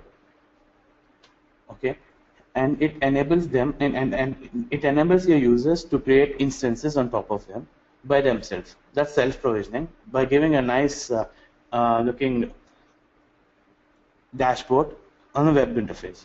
So this is your standard hardware. This is your standard hardware. That's your bare metal. And on top of that, you have OpenStack shared services. For example, when I say shared services, those are the projects or the services that we have in OpenStack, which you'll install in future coming classes. And that in turn uses the computing power of the hardware networking power and the storage power along storing power with the use of APIs and through a dashboard, and you can actually launch your application on top of OpenStack. We'll go through it a little bit later. Now this is OpenStack. So what happens is, now you might be thinking it's like virtualization itself. Yes, it is like virtualization, but the only difference over here is it is sitting on top of your hardware, and the virtualization is somewhere in between OpenStack state services and standard hardware. You will not actually see the virtualization part over here, because we will only be discussing about discussing about OpenStack and its services that behave and that operate together to launch your instances, etc., etc. So like I said, so we have these integrated services running in OpenStack. So these are the services that are common till that are the latest till ISOs in Juno, okay, and then the other ones that have come up are the extra services. So we have Nova, we have networking, we have Nova, we have Neutron, we have Swift, we have Cinder, we have Glance, Keystone, Horizon, Ceilamitten, and Heat. So out of this, in order for you to successfully run an OpenStack cloud, you need Nova, Neutron, Swift, Cinder, Glance, Keystone, and Horizon. You can actually skip out Horizon, but if you don't have Horizon, right, that's like a skin of your OpenStack, and that's a GUI, graphical user interface of your OpenStack cloud. If you don't have that, you'll have to do everything via your CLI. That's through command line. So we would not want that, right? I mean, you would want a nice dashboard, neat-looking website to give it to your users so that they can operate the cloud in peace. And you don't want them coming to you every time saying, "Hey, this is not working and that's not working." Right? So over the coming few weeks, we're gonna go through everything in an architectural way, and we're going to go into deep internals. We're going to deep dive into each and every component that we have. We have Nova, Neutron, Swift, Cinder. Luckily, our course covers everything, plus a few other extra services like Trove, and we have this one also. We have a central logging system. So these are the core components, and every let's say every organization has 1, 2, 3, 4, 5, 6, 7 core services. Okay. Within this, you have storage services which are called Swift and Cinder. When I say Swift is an object store where you can actually store large amount of data on top of it. It's like a shared drive that you get it on your network. Okay, which you use to store file. And OpenStack uses APIs to communicate between its services, and each and every service has an API client, or which is written in Python. You have SDKs written or with in Java, Ruby on Rails, Python, PHP, etc., etc. You can find that kind of information on the website. Okay, and these are the storage services. And when it comes to Cinder is like your hard disk of your computer. It's a virtualized block storage which will be attached to a virtual machine by the time of creation, and you can use it to store data that data from the virtual machine into that volume. All right, and you have something called Glance. Glance is nothing but the imaging service, which is used to store all kind of images that you have and use them to launch a virtual machine. For example, if you have a virtual machine that's about 20 GB, you want to make that virtual machine's hard disk as an image, and you can actually do that by using Glance and upload it. Okay, and so with that, right, you can use it as a, you can download, you can put it in Glance and use that as a virtual machine by the time of creation. Srinivas has a question. He says that are you saying that OpenStack does not care about the hypervisor, or it is not needed? Srinivas, OpenStack it doesn't mean that OpenStack does not care about the hypervisor. In that slide, right, we didn't put in the hypervisor part over there. Actually, hypervisor is the main thing that OpenStack Compute or Nova drives on. If you don't have a hypervisor installed, or if you don't have a hypervisor driver that is installed for OpenStack, it will actually, the compute option will not work. So a hypervisor is the most important part of Nova. So hypervisor is covered, barely covered. It's sealed deep within the computer. Yeah. Hypervisor is sealed within the between the software, but you will only be dealing with Nova, which in turn goes to hypervisor and talks to hypervisor to get the job done. That means it creates a virtual machine using hypervisor, but as the end user, you will only notice that Nova is the one that's doing the job. So new users might think that Nova is the hypervisor part of OpenStack, but it actually deals with the hypervisor that's underneath it. Got it? Okay. So yeah, and it has Keystone. Keystone actually manages the authentication part of the OpenStack cloud. What happens is Keystone gives you auth tokens, which in turn will be used to communicate between the services and will be re-verified by Keystone, so that there is no security breach. Okay, Charles. Srinivas, I'll just park your questions. We'll take it up to a little later stage. That comes with Nova, in fact, to be honest. But yeah, it does work with them. We'll take it to a later stage, and I can give a better explanation. Charles has a question saying identity versus image service. What's the difference? Okay. See, image service is something that actually stores the images. Let's say image service is like a CD drive, which actually reads from a CD drive that your laptop has, right? Laptop has. I mean, what do we do when we buy a computer? When we buy a new computer, we put in an OS CD in the CD drive and install a computer. Right? I mean, install the operating system, right? That is what an operating. That's the bare functionality of glance or imaging service. And when it comes to identity is something that gives you an authorization to log into the system and use the system. So all your user data and your administrative tokens of all the services are stored in Keystone. So it is like an Active Directory or LDAP for OpenStack. Identity is like your Active Directory or LDAP for OpenStack, and Keystone can be integrated with LDAP or Active Directory. For example, see, you have your organization is running a huge LDAP farm, okay, and you have recently upgraded your infrastructure to cloud.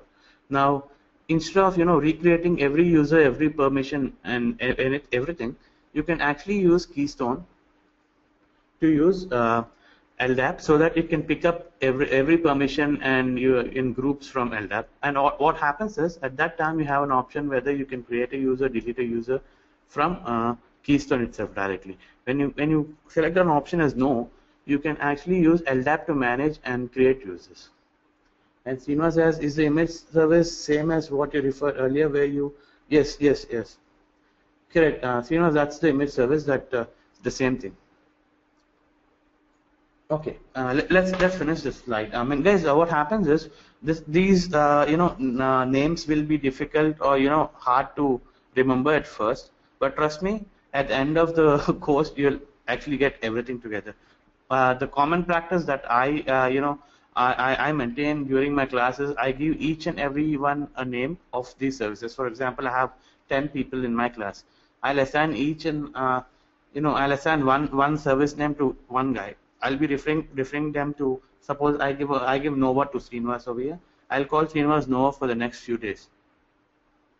Okay, so that everyone gets familiar with what the services are and what they do. Okay, so I suggest you guys start picking, taking a look at these services, since these are the core services and each and everything has to be memorized.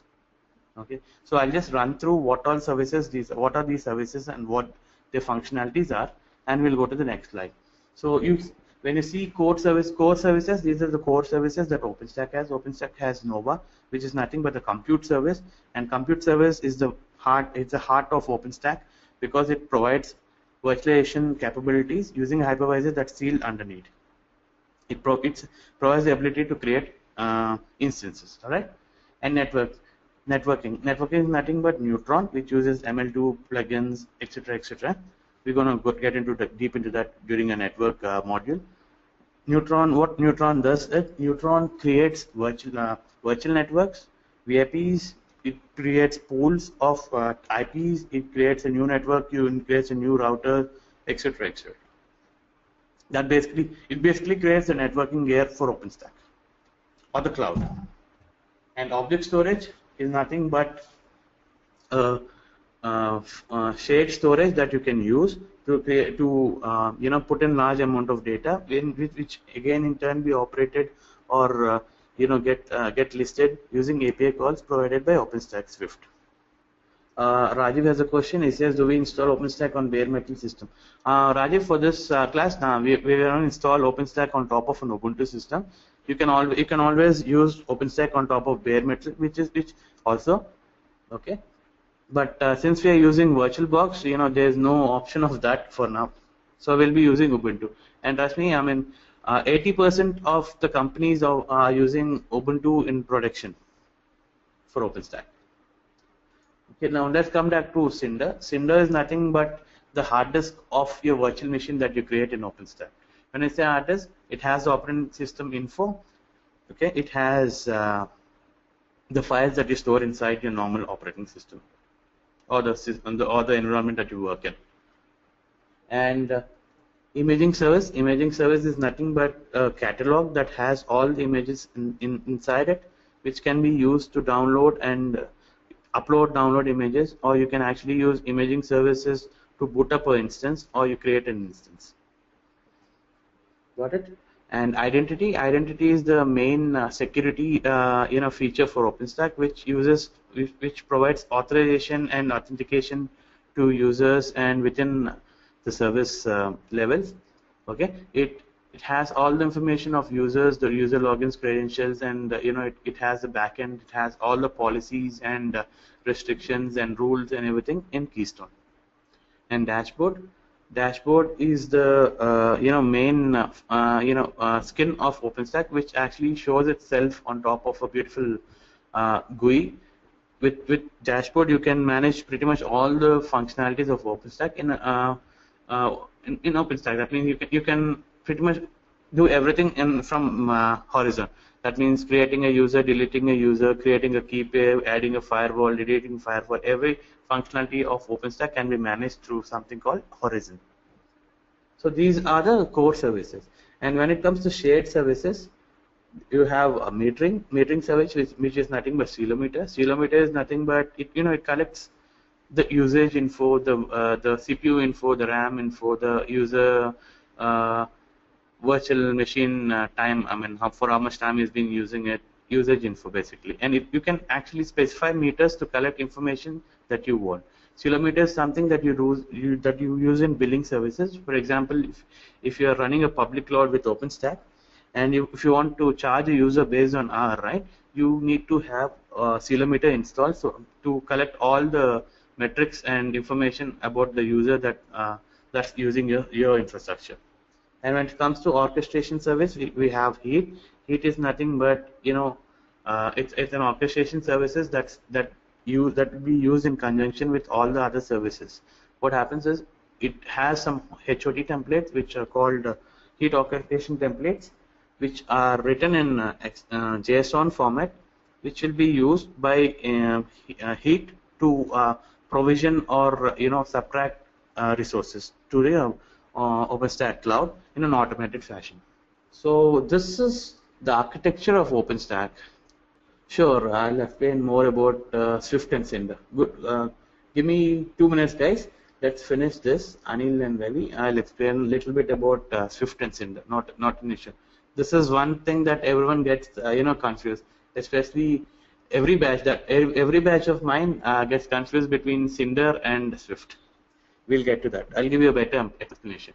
So as you know, guys, OpenStack is about 4-5 years old now, and every year it's been starting to grow up. It's an open source project, and people have been contributing to it, in a huge manner. So when OpenStack was in its first year, this is the actual hardware. It's called Cactus, OpenStack Cactus. That's the version of the OpenStack. We have a pretty good dashboard. It has a Nova API and a Glance API. That's it. It has only 2 services. The Cactus has only 2 services. That's Nova and Glance. So Nova takes in Glance images and uses the underlying hypervisor to create an instance. So that's pretty basic, right? So that is, it has on OpenStack had only 2 core services back in Cactus.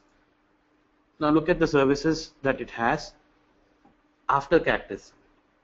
So after Cactus, it has a Horizon service, it has a Glance service, it has a Swift service, Nova, Cinder, Neutron, and Keystone. So what happens over here is, don't get too confused with this. Yes, a proof of queue is nothing. It's RabbitMQ itself. Okay, see what happens over here. What is this is the architecture of OpenStack, guys.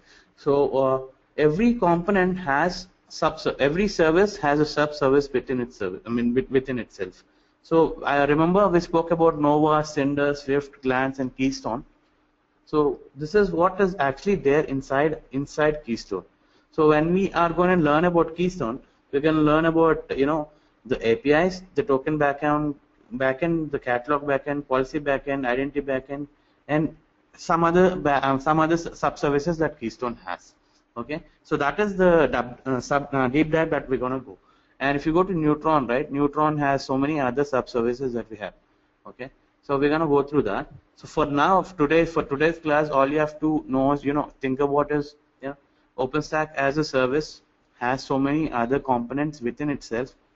I mean, that are coupled together to make cloud as a service, or let's say infrastructure cloud. Yes, every service has a database, and I should have explained that. Every service that is there, that OpenStack has a database within itself, with an exception of a few services which don't use database. Okay, those are the extra services. So within every service, for example, Keystone has a service, sub-service, and also a database which it stores the data from. For example, if you come to Nova has its services, sub-services, messaging queue, and also a database that's inside that service. So every service that we have has a database, and they all run, or they all have API servers or API services to take care of all the API calls that we get from different services. And every service talks to each other using an API call, and the API call gets decoded and it gets passed to another sub-services using messaging queues. In this case, we are using RabbitMQ. If you go to Red Hat, I think Red Hat also uses RabbitMQ, but I'm not really sure for that. They are an OpenStack. See, the standard database that we use for OpenStack right now is MySQL. Okay, I see some questions coming in. Okay, there's also okay. Charles has a question: why is EC2 needed for? Samir has another question: they're standard DBs or can be customized like RDMS or NoSQL? Let's go to Charles first. Charles, what happens is initially when they started OpenStack, right? AWS was actually was there. Okay, so they needed integration for AWS infrastructure along with OpenStack. So if you needed to see, if you see some images from AWS in OpenStack dashboard, all you have to do is add in your EC2 credentials, okay, EC2 APIs to Nova config or identity config, and it does the job for you. So you can manage your EC2 services. That EC2 is nothing but AWS, guys. AWS EC2. Let's say tasks or jobs from OpenStack itself. That's like a hybrid cloud where you use OpenStack and AWS together. All right. And I don't. And no, Samir had a question, right? Let's see the question. He wants to know if we can use NoSQL or RD. AWS is hosted, but you can always list how many instances you have. You can delete how many instances you have. All the user-related queries can be done through EC2. And yeah, Samir, you can't actually for now you can't use RDMS or NoSQL in OpenStack services. And you have some services like Monasca, which uses NoSQL, and also I think Ceilometer. It uses NoSQL database because it depends on the type of service that you're using that allows the functionality of the database. Okay, Charles, what happens over here is we have a service and we have sub-services. For example, let's take one example here. Let's go to Neutron server. It has a Neutron. No, this is the Neutron networking component in OpenStack. The first thing that it has is a Neutron server, which is nothing but it handles all the APIs from here. Okay, and it has a small queue over here. Queue is something that takes in all the parameters from API and passes the messages through other sub-services. So it has Neutron agent, Neutron provider, Neutron database, and Neutron plugin. Queue is something that takes everything and provides it to the server to convert the calls into API, and API again gets back to the internet or the GUI. So in OpenStack we have a standard messenger called RabbitMQ, and we use RabbitMQ for all the messaging queues. Okay, and OpenStack, guys, when I say OpenStack, right? When I say OpenStack, OpenStack is a collection of services, and sometimes the new services that are coming up these days have different kinds of database supports, and they have different kinds of queues too, based on how their architecture is. Yes, RPC cast or RPC call. So what happens is first come first serve priority from the queue, and as soon as the API request comes in, the API component that is there in the service will convert the message, take the important parts and sends it to the queue, and queue casts it to the appropriate subservice, and subservice does its job and puts that part in the database, and the database stores everything together. All right. Okay, so let's go to the next slide. So guys, that is the architecture. We'll get back to it really soon. Okay, so for today, don't dwell too much on the architecture or what are the sub-services or sub-components inside the services. I want you guys to learn about what each and every service is there for, and at least you guys should remember the names. But yeah, as we go through modules, tomorrow we have a Keystone. So we're going to go really deep into Keystone. We're going to know what Keystone is, what they're doing with Keystone, what it really does, what are the sub-services, and how the API calls flow, etc., etc. So we're going to put that, that effort on individual services too. But from your part, I want you guys to learn about each and every service. When I say learn about each and every service, I want you guys to remember the names, because tomorrow, if I'm telling you something about Keystone and I mention something called Cinder, and you shouldn't be ironic is for bare metal provisioning and we'll park that question. So what we do is tomorrow, if I talk about Cinder, and if you guys don't know what Cinder is, you might think that it's something that it's from an outside world. So if you guys know what the services are, you will know that okay, fine, I'm talking about something in OpenStack related stuff. Right? Okay. So what we'll do is, yeah, this is the release cycle of OpenStack. If you see, right, Austin, release name is Austin, and that started in October 2010. So that's where it all began. OpenStack was actually started by, it's a joint collaboration between NASA and Rackspace. Okay, in 2010, NASA needed something, to download or catalog all their images or something like that, and that was their code. And Rackspace joined in, and they together they developed something called Open Cloud Computing, and they released for Open. Yeah. Okay. And where is it? Yeah. And they released it to Open Public. Okay. And that's how OpenStack was started. And today, what happened is they have a 6-month release cycle where they meet up every year and release the next new version of OpenStack. So at first we had only Nova and Swift. You know why they had only Nova and Swift? Because NASA wanted to download. They wanted to, let's say, they have a huge amount of data, right? They wanted to store that data about their that their satellite captures, and they wanted to put that in some kind of storage system that they can access through cloud, right? And that's when they collaborated with NASA and started something called Swift. Swift is an object storage, guys. So they put all this metadata and all their satellite dump of data into something called Swift. So that's when they started Swift.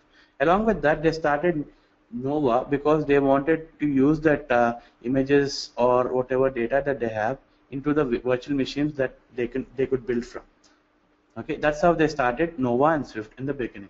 So once they've done that, they've seen the potential of OpenStack and released it as open source, so that people can actually contribute to the community and start making it bigger and bigger. So the next year, that's in Bexa, that's Feb of 2011, a new service was formed. That's Glance, because obviously now they knew, now they were able to launch virtual machines using the data that they and use the data that they have in Swift, right? Now they wanted a separate dedicated service that can handle all the imaging need. For example, download an image, upload an image, use the image for instance, modify an image, convert the image, etc., etc.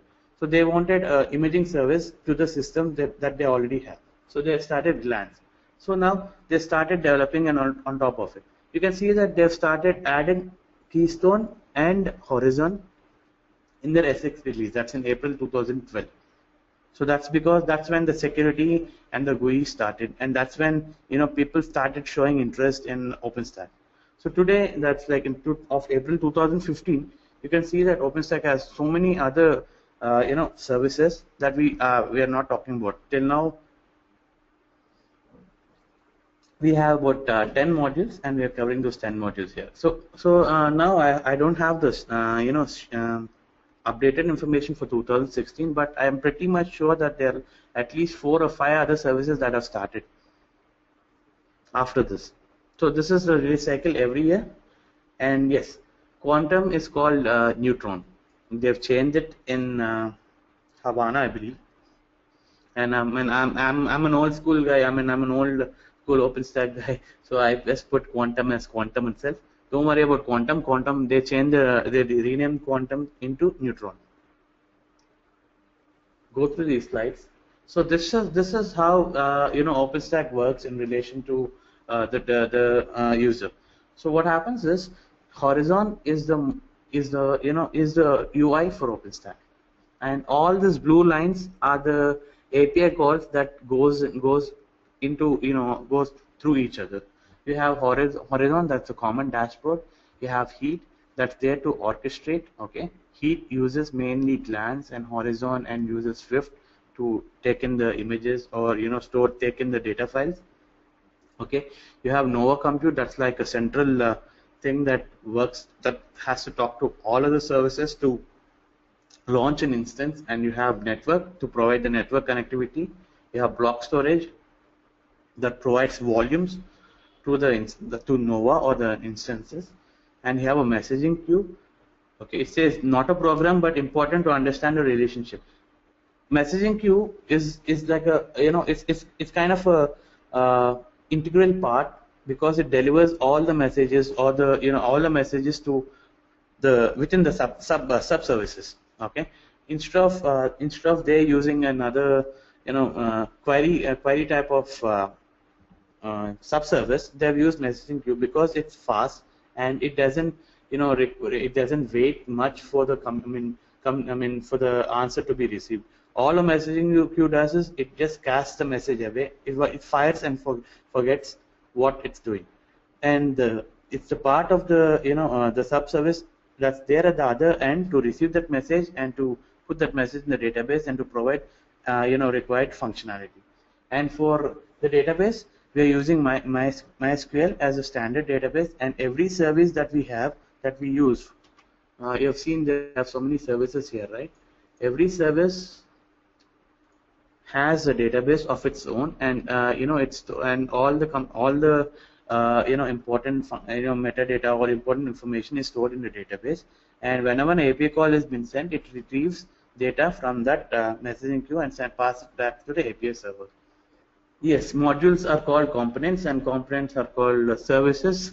Sub-services are the components in the sub-components inside a component. I've kind of mixed them all together. Sorry, that's my bad, in fact. All right.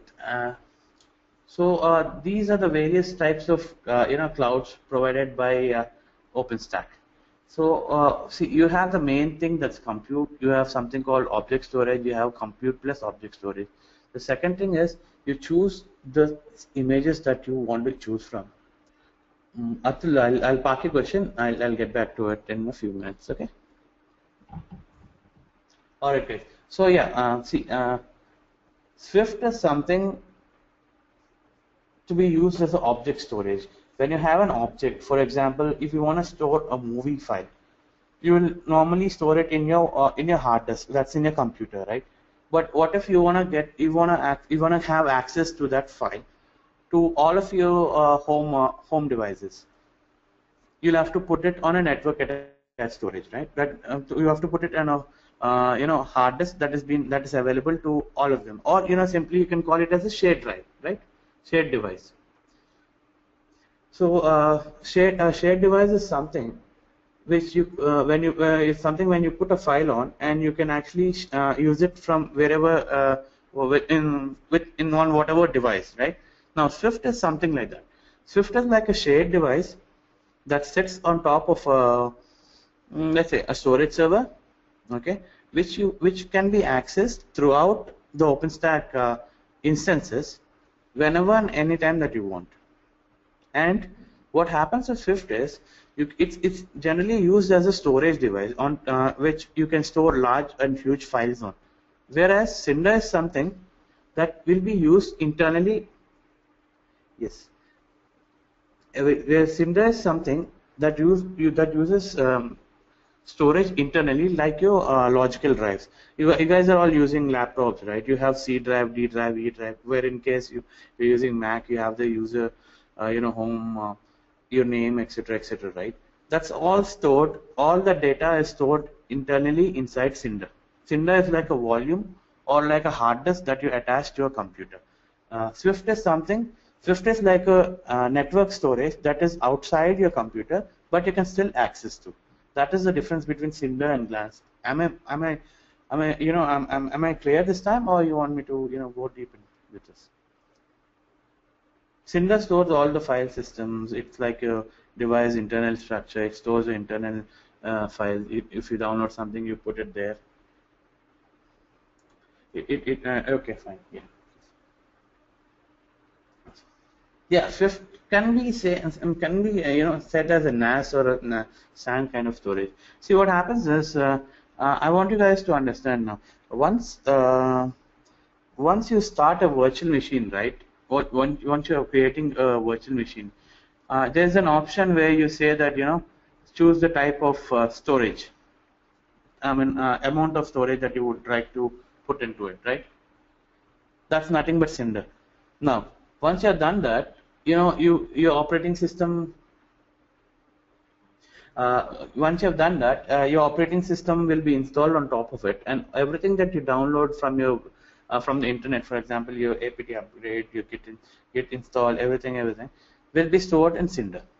Cinder is like a volume of your physical computer, which is virtualized to provide, virtualized and then provided to the instance on top of OpenStack. Exactly. Cinder is like a logical volume and logical storage for OpenStack, which actually uses the hard disk that your system that your server has and provides it to OpenStack. Wherein Swift is something where you store files. So if you have a server, if you have launched an instance, and if you want to add more capacity to it, Cinder is the one that's going to add more volume to it, and you can also back up the volumes and put them on top of. Let me not say that, because you guys will get confused. So Cinder is like a backup storage and also the main storage of the OpenStack instance. Little more, shall I go deep into it? You guys are good with this, because I want you guys to really understand what is the difference between Cinder and Swift is actually. No, Swift stores files, not an image. Swift can store any kind of files. Cinder is the Swift can store any kind of files. It's like a table. It's like a table. You can put anything in top of it, which can be accessed or seen by anyone that are in visible range of a table. Now Cinder is something that's like a drawer, a security safe. That's inside the system. That is only access to the internal to the virtual machine only. Cinder is something that's for virtual machine only. Okay, and Swift is something that's that's available for everyone and anyone to use, which are in vicinity of that particular location. Now, Swift is not a file system on storage. Let's say Cinder is a file system on storage. Yeah. I have so many questions coming in right now. Sorry, guys. Okay, let's let's talk in a high level language only. Let's say that Cinder is the storage. Let's say Cinder is your internal hard disk. All right, internal hard disk which you can't see, and Cinder is the external hard drive which you store files on or movies to. For now, yeah, I mean, because you guys will get confused. Okay, and also what happens over here is when we come to Cinder and Swift modules particularly, we'll go deep into that. Okay, but for now, understand that in order for OpenStack to launch an instance, you need to have an internal hard disk to store your OS installation, etc., right? For that, OpenStack uses something called Cinder, and Cinder is nothing but the hard disk or the volume that will be used by the instance. All right, okay with this, guys? So yeah, we spoke about core services. Guys, that's a confusing topic. Okay, I mean I can explain. The more I explain, the more confused you get. So for now, yeah, I mean the only thing that you can just think that Cinder is a hard disk, internal hard disk, and Swift is an external hard disk. If you want to just hang on till the modules, we will actually. I think Cinder is on the 4th day. That's next week. Cinder is on 4th. That's next week. So you guys will be, trust me, you guys will be enlightened with what Cinder is and how we use Cinder on the 4th module. All right. Okay. Now, yeah. The third part is, these are the components that enhance OpenStack. That means they actually, give certain performance features based on the environment that we are in. For example, if you're in a, let's say, ISP, you're an ISP. What do you need? You need a ceilometer. Because why? Why do you need a ceilometer? Because we need the usage instructions, or let's say we need the billing information, etc., the usage time, etc., right? So what we do is we add a component or a service called ceilometer, because we need data from ceilometer, because ceilometer collects data. So OpenStack is like that. So once the core components are completed, we add extra components based on our usage or our end needs. So in extra components we have take out the horizon, because horizon is a core component, but we also consider it as an extra component because it's just a phase. Okay, it's just a website.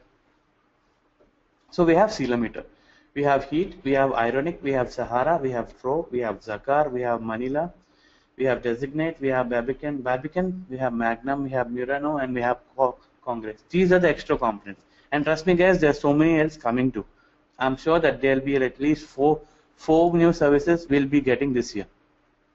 So apart from the core services, we have these services. That's like 1, 2, 3, 9, 10, 12, 13 extra services. So we have about 20 services right now. Almost 20, right?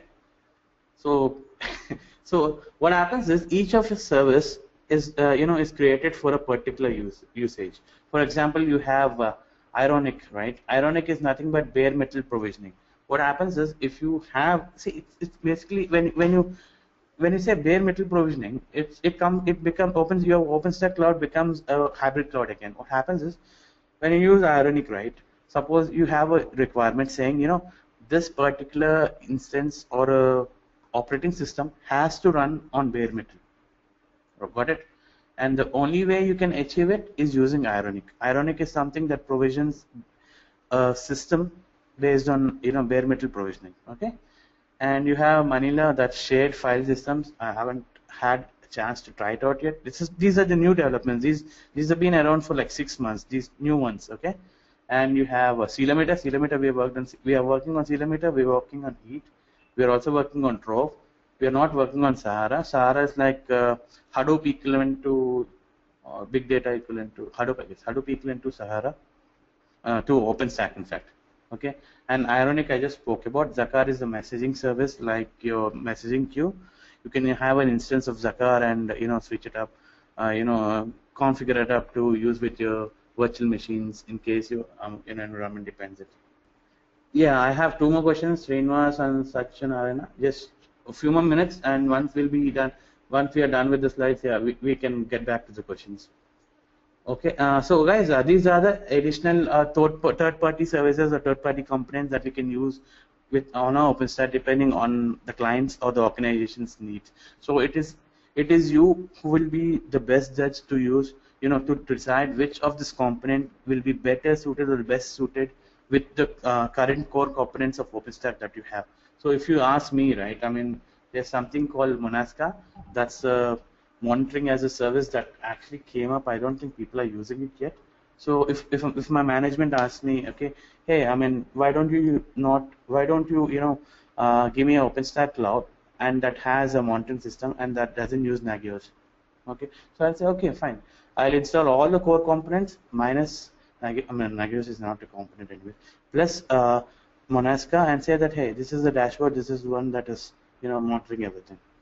All right, so you will be the judge to install all the third-party components or whichever one that that the requirement is. So these are the maturity levels and adoption rate. You have Nova at the maximum because Nova is the one that's been there for almost 6 years now. So Nova is about 96% of maturity and adoption rate. It has a maturity level of 5 years. 5 years of 5 years. 6 years is the time that it's been around for. And you have Neutron, that's at 89% adoption rate, and so on and so forth. You have Swift again, that's at 60%, because some people don't want to use Swift. And when I say adoption rate, it's about, it's in the public, it's in the production scale. For example, out of 100 OpenStack deployments, 96% of them have Nova installed, or Nova, they've been using Nova. And when it comes to Swift, only 62% of them have been using Swift. And for Glance, 94% have been using Glance. And I don't know, since OpenStack is open source project, right? People might have their own, applications which might cover what Glance is doing. So they can do all this kind of stuff. So these are the adoption rates and let's say the maturity levels and age of the services that have come into since OpenStack started. Okay, so you have a big chart and list. You can see that Trove is recent. That's about 1 year. That's the maturity, and the age is 2 years since been released. And all the ones that are there, Murano, Congress, Magnum, Barbican, Designate, etc., they are slow. Out of this, you see that maturity is in the ones that are in green are Horizon and Heat. Those are really matured, and people have been using it in their services. You can see that Horizon, 95% of the people who have been using OpenStack are using Horizon dashboard. You can have a look at that. Guys, don't forget you have the slide in your LMS, and I'll show you how to do it once this is done. So guys, let's come to questions now. All right, guys. I'll take your questions one by one. We are losing time though. All right, no issues at all. We have a short 10 minutes technical break. Guys who want to go out can go out and come back in about 10 minutes. And once you guys are here, we're gonna start with small practical on how to install DevStack, or how to install DevStack. And we can, if we have time, right? You guys can extend, or if we have time, we can actually set up. I'll show you how to set up 3-node architecture too. I just go through that. All right. So I'm here. The guys who have questions, right? I'll answer them. Let's start with Srinivas' question. Srinivas says, okay, question on Barbican. Everything in Keystone-based token service need keys. How does that differ from what Barbican-based key management function? See, to my understanding, I think Keystone has the tokens, right? And what about the higher level? What about your SSO kind of encryptions and keys? Who stores them? Normally, Keystone is the one that provides authentication and tokens to your services, right? So why do people use Active Directory and LDAP for better, better kind of management policies, etc., etc. I think Barbican here will reduce the need for third-party integrations where you can use your SSO IDs and SSO passwords. Do I make any sense of that? Okay, cool. So that's one down. And we have Sachinarayan's question, bare metal provisioning, which means without hypervisor. Yeah, when I say bare metal provisioning, right, that's the basic idea. I mean, the idea is to launch a system or a service or something that's on top of a actual hardware without virtualization. Now the matter or the content that comes on top of bare metal is something that we have to see. For example, if what is that name? Ironic has a capability of launching a service. I mean, let's say operating system on top of bare metal. Yes, it will. But the thing is, once it does that, right, it installs some other services which will be used for monitoring or to contact with the shared services that OpenStack has. Okay, can you please talk a bit more about Ironic? Yeah, sure, Atul, I will do that. Bare metal provisioning. Okay, Ironic is nothing but your bare metal provisioning. What it does is, you guys must have heard about Zuzu, right? In Ubuntu, Zuzu is like Ironic in OpenStack. No, what happens is, how many of you guys are Windows users over here? Windows Server. Wow, we have a Linux fan base over here. It's like, okay, so what happens in bare metal is it kind of launches the service. For example, let's say I have a Windows system, okay, Windows operating system on top of a image. Now, what happens is the client says, okay, see, my environment should be like this. It has to be robust, and whenever I want something, and it has to be flexible, and it has to use both KVM and bare metal. So there are certain Windows images that I want. I would like only to be on top of a bare metal. Okay. Now what do you do? If you don't have Ironic, what do you do? Generally, you use some kind of third-party tool saying, if this kind of call comes in, tweak in, and that kind of it goes to bare metal, right? So what happens over here is you'll give the information about what bare metal servers you have in Ironic already. So what happens is it goes to bare metal server, installs KVM over there, and on top of that it installs Windows Server there. That's how it usually happens, because and once you have to take that VM off, or in our case a bare metal server off, you have to take it from the horizon itself, or in our case, let's say from a dashboard itself or from CLI itself. We have to remove the virtual machine, right? That means you have to discard the virtual machine. Once the basic idea of bare metal provisioning is to provision and also to decommission that, right? So if you have to decommission it, all the data on top of the bare metal has to be gone. So a KVM is also installed, and the server that's on bare metal, that's bare metal without anything on it, it should return back to its original state. So that's the idea over here. So Atul, you're good, right? And I'm not really sure about Congress, to be honest. At this point of time, I haven't tried it, but if you want, right, you guys want some info on all the services that I've shown there, the new ones too? Because I can do some walk-up, and I can prepare small content. Whenever we have time, we can go through those. Yeah, that would be a good idea, I guess. Okay, and Srinivas, what else do we have again? So okay. No, Ironic versus Nova, difference please. Maybe I have incorrect perception of bare metal provisioning. Do we use type 1 hypervisor and bare metal provisioning? If so, no. Srinivas, when it comes to type 1 hypervisors again, I think it won't install Nova, all of Nova components. It will just install the KVM over there. When it comes to open source, okay, let's assume that it will install KVM, and KVM has virtualization properties, right? Libvirt will take care of the virtualization, and that VM will be installed over there, and a Nova component will be installed, because once libvirt is installed, in order for OpenStack to make any changes on a virtual machine, Nova component has to be installed, because Nova is the one that controls libvirt in OpenStack. So in in Ironic, we have a virtual machine setup. We have let's say virtualization is set up, and instance is already been launched. So all we need is a Nova subservice over there, like Nova manager something, which actually manages the underlying hypervisor. Is that good, or do you want me to explain a little more about that? Okay. So what happens is, let me tell you. Nova uses hypervisor, correct, to launch a virtual machine.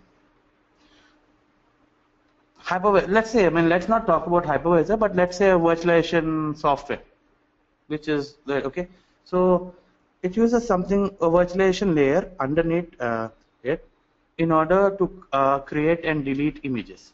So what happens is, in OpenStack, Nova is the core compute service. So in order to create a virtual machine from dashboard, you actually launch a virtual machine, and Nova takes that call. It talks to the underlying virtualization application layer and the virtualization layer in turn takes Nova's request and creates a virtual machine and passes a message saying, hey, I've created a virtual machine. This is the XML file in case we are using libvirt. Okay. Nova takes in that information and stores the current state of the system in the database, and passes on that information as a JSON request or a body, and sends it back to keystone, and then horizon. Now we know that Nova is actually working, and it's working. Nova has actually worked with the hypervisor or the virtualization layer. So in case of bare metal, what happens is, a Nova component has to be installed in order for us to know whether the bare metal server that we have provisioned is working or not, right? So Nova collects all the information from the bare metal server that we installed. Suppose in our case we use Windows, right? It takes all the information about that from the virtualization layer that Ironic has installed and gives it back to Nova. And Nova in turn gets that back to this one, horizon.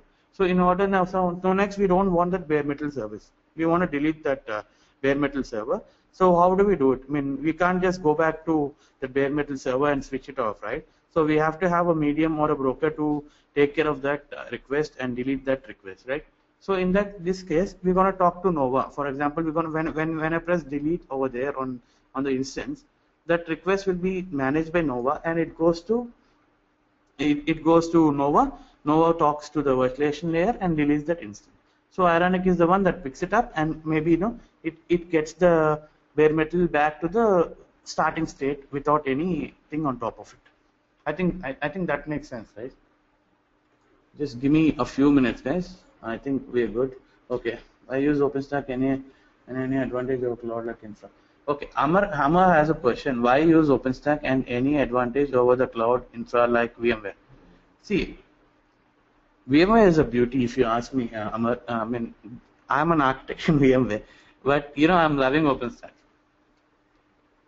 I'll tell you why people use provisioning on top of VMware. VMware is a trusted solution, but it's costly. And the thing is, you can trust it, and you can.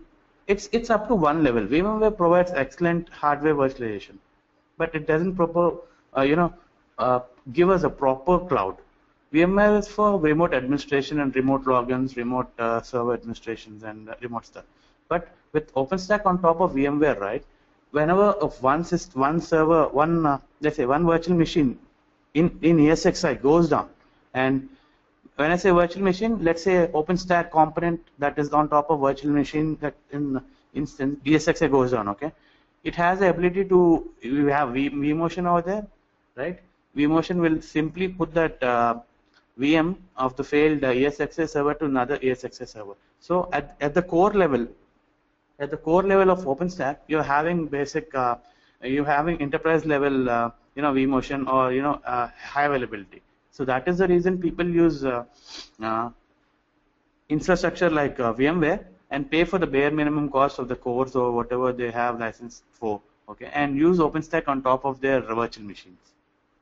So even I like provisioning VMs on top of VMware actually. OpenStack components on top of VMware because it provides high availability and excellent, it has excellent support too. Okay, Rajiv, did I miss your question? Sorry for that. Just give me a second. Okay, Rajiv, I'm sorry, I completely missed your question. Which distribution are we going to use for practice? We'll be using a mix of two distributions. Let's use Kilo and the latest one, Legend. It's always good to use two distributions. One distribution while I do it every day after the 1 hour session or after every module, within the module, and one while we entirely install full OpenStack together. Ravi says before the close completion, will you able to do a quick comparison between OpenStack and OpenNebula? I'll try, but you know what? Why don't we take this as a as a assignment, and maybe you can put in a small document together, and I can explain that. But yeah, I can always try with that, Ravi. And also Charles has a question: what's considered production, Mirantis or others? I've worked with Mirantis, okay, and they were at that time they were working with ISOs while I was with AT&T, okay, and people who cannot manage their infrastructure. For example, let's take a telecom company who doesn't have much of OpenStack engineers, and all they have is the end product is something that's on the website and the telecom sector, and they don't have much infrastructure or people who work with OpenStack. They usually leave their work to a third-party company who manage their infrastructure, especially with cloud. So when that happens, right, they tend to go with easy solutions. For example, the distributions of Linux distribution of OpenStack or Kubernetes. But considering that if you have if you have a data center, I would always go with OpenStack and instead of while comparing it to Mirantis, because Mirantis is something that's easy and you have no control of what the code is, how the code is. But within the OpenStack, right, you have the ability to mix and choose whatever you want, whichever components that you want, you can add in or delete whatever you guys want to. Does that make it clear? So, okay. So I think we're done with the questions. What else do we have in the slides? Once we go there, let's come back and okay, these are the assignments. All right, guys. Before we come back to assignment, let's take a small. Let's look at the demo. Cool, Charles. Okay, it's okay. Now before we come back to the assignment, let's have a small demo, and I'm going to show you how to set up a 3-node architecture environment within VirtualBox, and after that, install DevStack depending on the time. We are running low on time today. Okay, we have half an hour, so I don't want to rush up things, guys. I mean, even if we are, slow. If we don't cover a topic or something, we can always make it up in the next class. If you fire rush up, right, you will not understand some stuff, and you think that okay, fine, tomorrow I'll ask about it, but yeah, we'll forget eventually. Deadline is on the way you go. Maybe let's not do anything for tomorrow. Let's take 2 days. Tomorrow we're gonna discuss about Keystone, okay? And next week, while you have time within the week, right, you can go back to my video once again, and then try to do the assignment. Because you know what, I don't believe, because we are already in a 3-hour schedule, 3.5-hour schedule today, and it's a weekend. I don't want you guys to waste more time, and just get back with the assignment maybe next week. All right. So for first, I think we're good with one part. Now we know what is the difference between cloud and virtualization, and what is OpenStack, and how OpenStack fits in cloud, and how cloud fits in virtualization, and vice versa.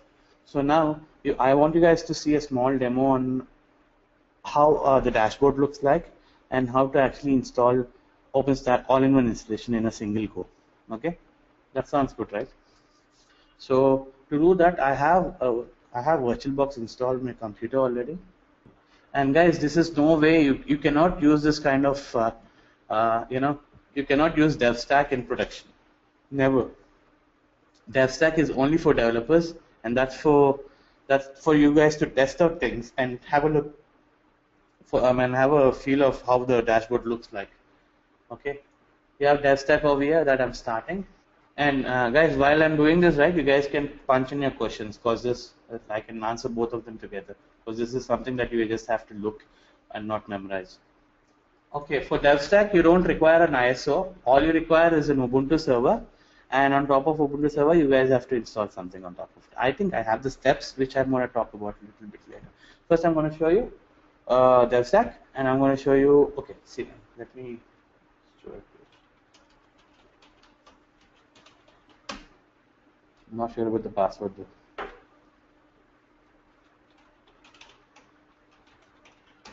All right, we're good. See, look at this actually. All right, I have config. You have this IP, right? 192.168.1.10. I'll just make sure that interface has the same thing. Okay, not this size. Okay, guys. I logged into the wrong server, but anyways, I think I'll use this as a demo. I'm going to install DevStack on top of that server. Okay. Before that, I want to show you the previous version of DevStack that I have, so that you can actually see how the cloud runs. I've saved it. Sorry about that. Meanwhile, I can start. So guys, any suggestions, any feedbacks, you guys are free to just give me. So it's not a thing saying, you know, you don't have to keep quiet. Okay, we are all professionals here, and I'm trying to help you, and you're trying to help me. By, you know, I can only perform better with your suggestions. Alright.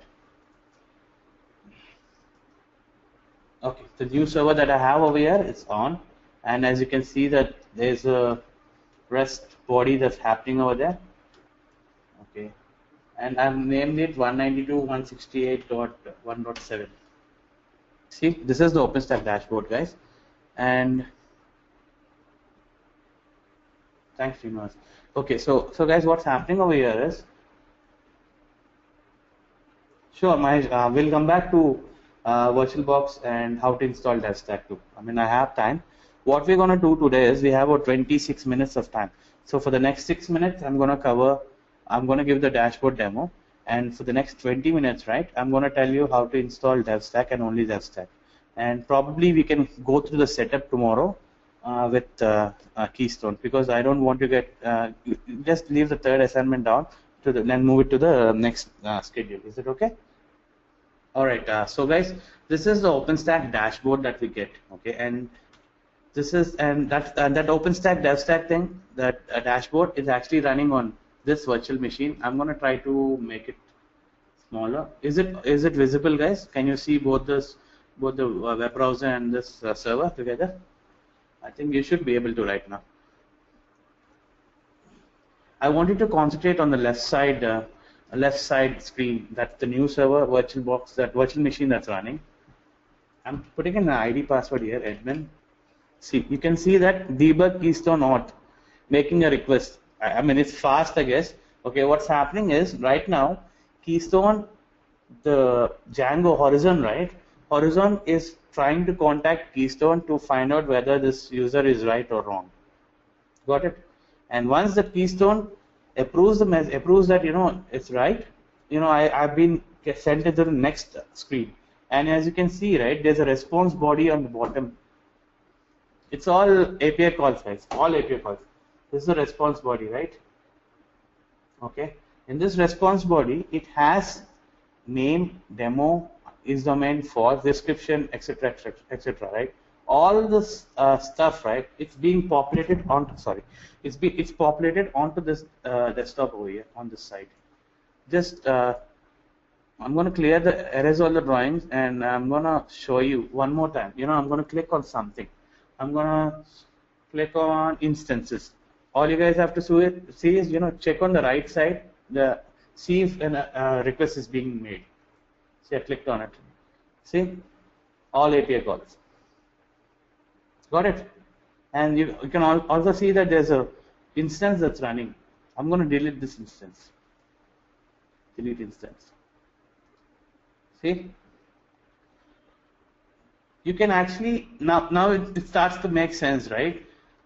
The call is going from horizon to keystone, and keystone is taking that call to Nova, and Nova is also taking that call to internal database, internal components, subcomponents, and that Nova is also talking to the virtualization layer and deleting the instance from there and also from the database, and then coming back to the components is going back to Nova API and giving a response. That response is also being carried forward to the horizon dashboard. Okay.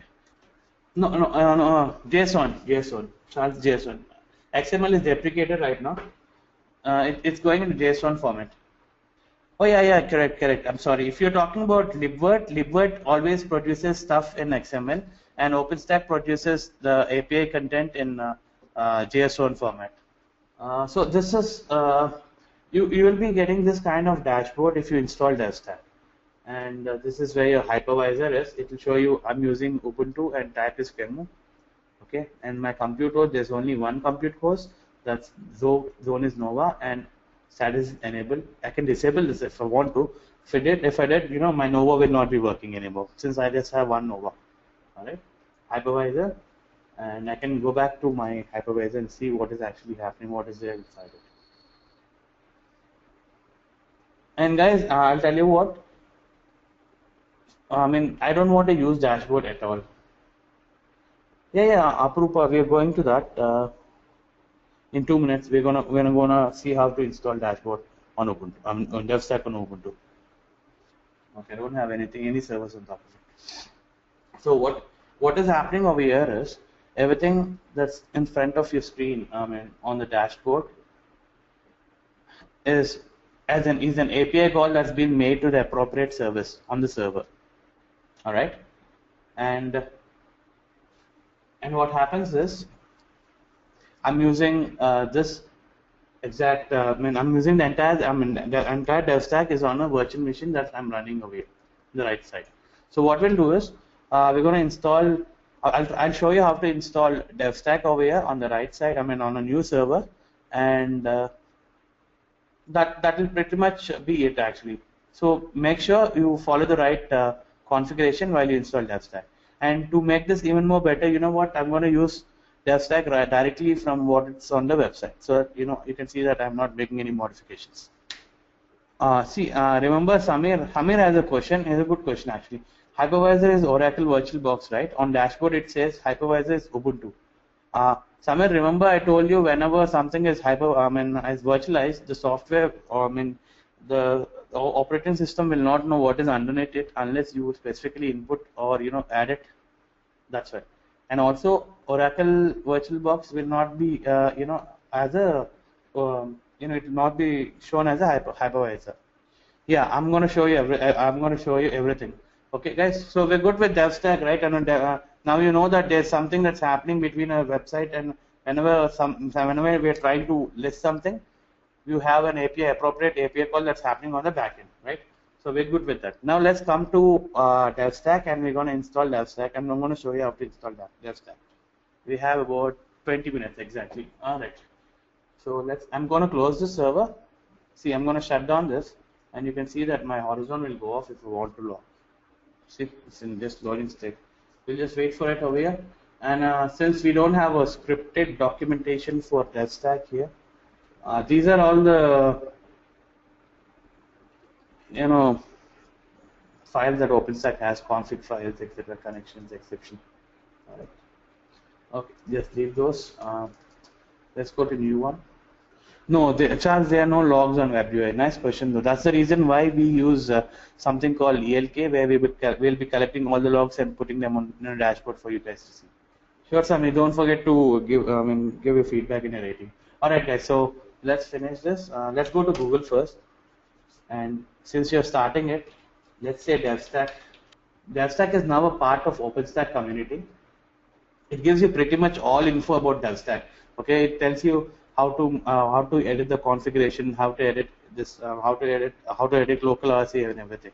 But you don't have to do all that just to get the look and feel of how OpenStack is working. I'm going to give you a simple idea. Okay, let's put this across. Okay. First I'll tell you how to create a virtual box with the configuration that we need. So in order for DevStack to run, let's go to new settings. Let's say DevStack test. Okay, go to Ubuntu. Linux Ubuntu is fine. Next, and I recommend you giving about 2 GB is fine. I mean, it's more than enough. In fact, if you ask me, have more, yeah, no, why not you give it? Create a virtual machine if you want to. Any kind of thing you can write. All right, click next. Dynamically allocated is good. DevStack test is fine, and create and leave it. Now, the next thing that you have to do is click on the virtual machine that you've just created. Click on settings. Okay, it's all good. I have it. Now, next, get the storage, and click on the small plus button over here. Okay, and it says whether you about to choose an IDE disk or something. Next, let's choose this and create Ubuntu. If you have Ubuntu, put in a 4. So what happens is when the system boots up, right, it will actually boot up using this image. No, and we're not going to use DevStack in the future references. DevStack is just for our reference and just satisfaction that we have installed Cloud. Okay, so we have put in this CD. Okay, that's the Ubuntu server that we have. Now go to network. There are 2 options that you can use, guys. One is you can use the NAT network, okay, or you can use a bridge adapter if you have a router with a DHCP capability behind you. All right. If you use a bridge adapter, right, you will get a new IP address based on your router setting, correct? And if you use a NAT, right, you can actually configure your own network. Okay. So use one of this, and we should be fine. All you have to do is you should be able to connect to the internet once you have this functionality. Okay, and what I'll show you how this one is set up though. The old one, it has a bridge adapter, and the second adapter is NAT connected. You'll have a 10.0.2.15 IP that will be getting default by default. Okay, so always choose bridge adapter if you are behind a router and your router can provide an IP address to your machine. That will be great. Or you can choose a host only network or a NAT and then edit in Ubuntu to see that you're using your computer's network, your physical computer's network. Okay, once that's done, you guys are following me, right? Once that's done, log into your system. Okay, and first thing that you have to do is install Git. Just install Git, and you should be fine. Yeah, Mac doesn't. Okay, yeah, you can use Vagrant on top of to install Ubuntu. Not an issue at all, Aprupa. All you have to see is, your system is pingable to the outside network. So because you have to download DevStack repo and then use DevStack to launch OpenStack and configure the services. Forgive me, I don't know why it's taking so long. I mean, the repos are slow at this. So just wait for some time and let this get done. See, installing DevStack is very simple. But configuring according to your needs is a little bit hard. But for today, right, for tomorrow's assignment, for the next week's assignment, all you have to do is, I'm going to type it down, create virtual machine, Ubuntu 14.04 server, NAT, if you are connected to directly, and bridge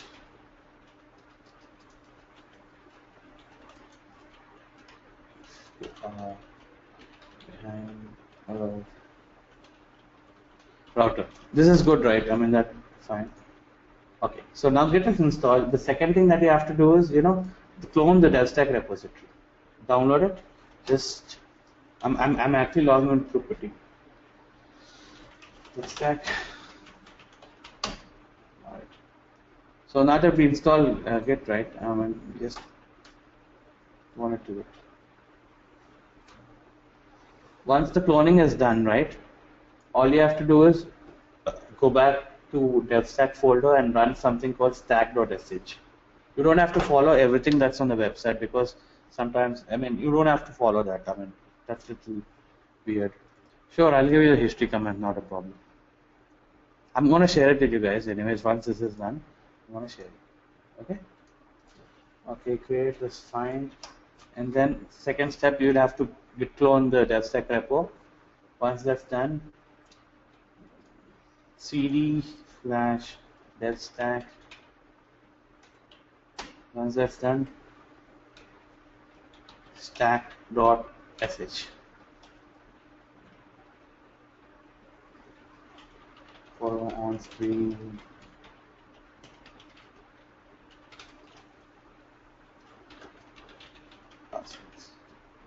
All right. Okay, guys. So take a look at this. This is important. Shall I increase this font size? Okay, this should be good, right? So what we have to do right now is go to the DevStack directory that we just downloaded, cd devstack. Okay, and the important thing over here is there's something called stack.sh and rejoin stack.sh. So once you say stack.sh, the DevStack automatically starts running the script, and it starts generating the configs, and it will start filling up the configs, start downloading the rest of the components that we want to. And this happens in a pretty, it happens in an automated way. If you want to know, I mean, if you want to install services that you want, there's something called localrc or local.conf, which you have to name it and put it. For this class, I'm not going to go through that because since we are not having enough time. What I'm going to show is I'm going to show you how to start stack.rc, and once that's done, right, you'll have information. You'll get information that, about what has happened and where to find your Horizon desktop, Horizon dashboard on.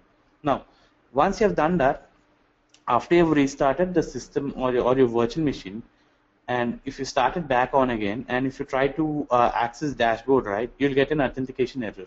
That's because some of the services have not started. So what you have to do is come back to DevStack again and run something called rejoin stack.sh. That's when all the services will start again and you'll be able to log in. That's just for the second time. That's after your reboot. I'm going to show it to you actually. This is stack.sh, right? Click on stack.sh and password for DevStack will be. See, what happens is once you start, once you run stack.sh, it will ask you for series of passwords. The passwords that you'll be using for databases, Keystone service, Nova service, etc. So for now, I'm giving 1, 2, 3. See, password for RabbitMQ, password for SQL, password for service authentication. That's for token. Okay, that's for resets and all. Okay. See, password for Keystone and Horizon. So it will start cloning and it will do it. Alright, you got that? So I'm going to put an instruction anyways. So if you happen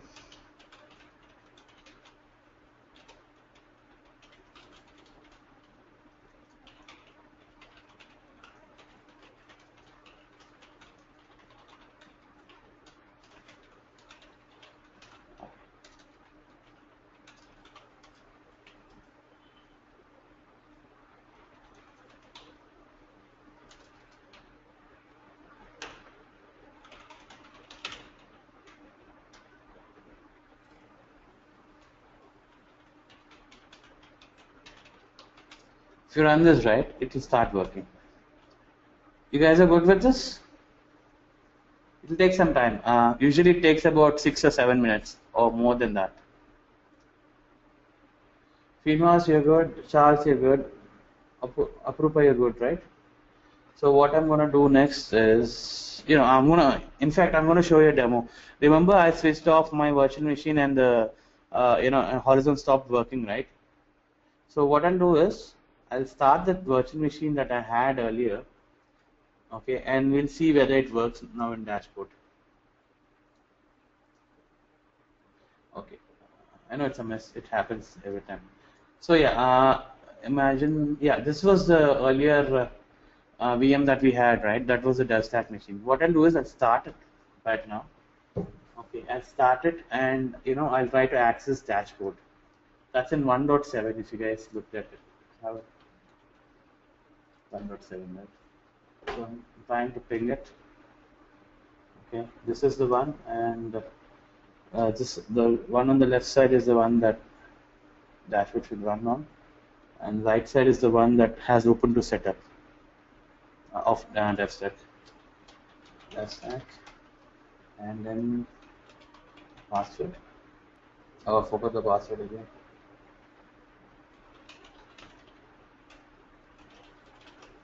No.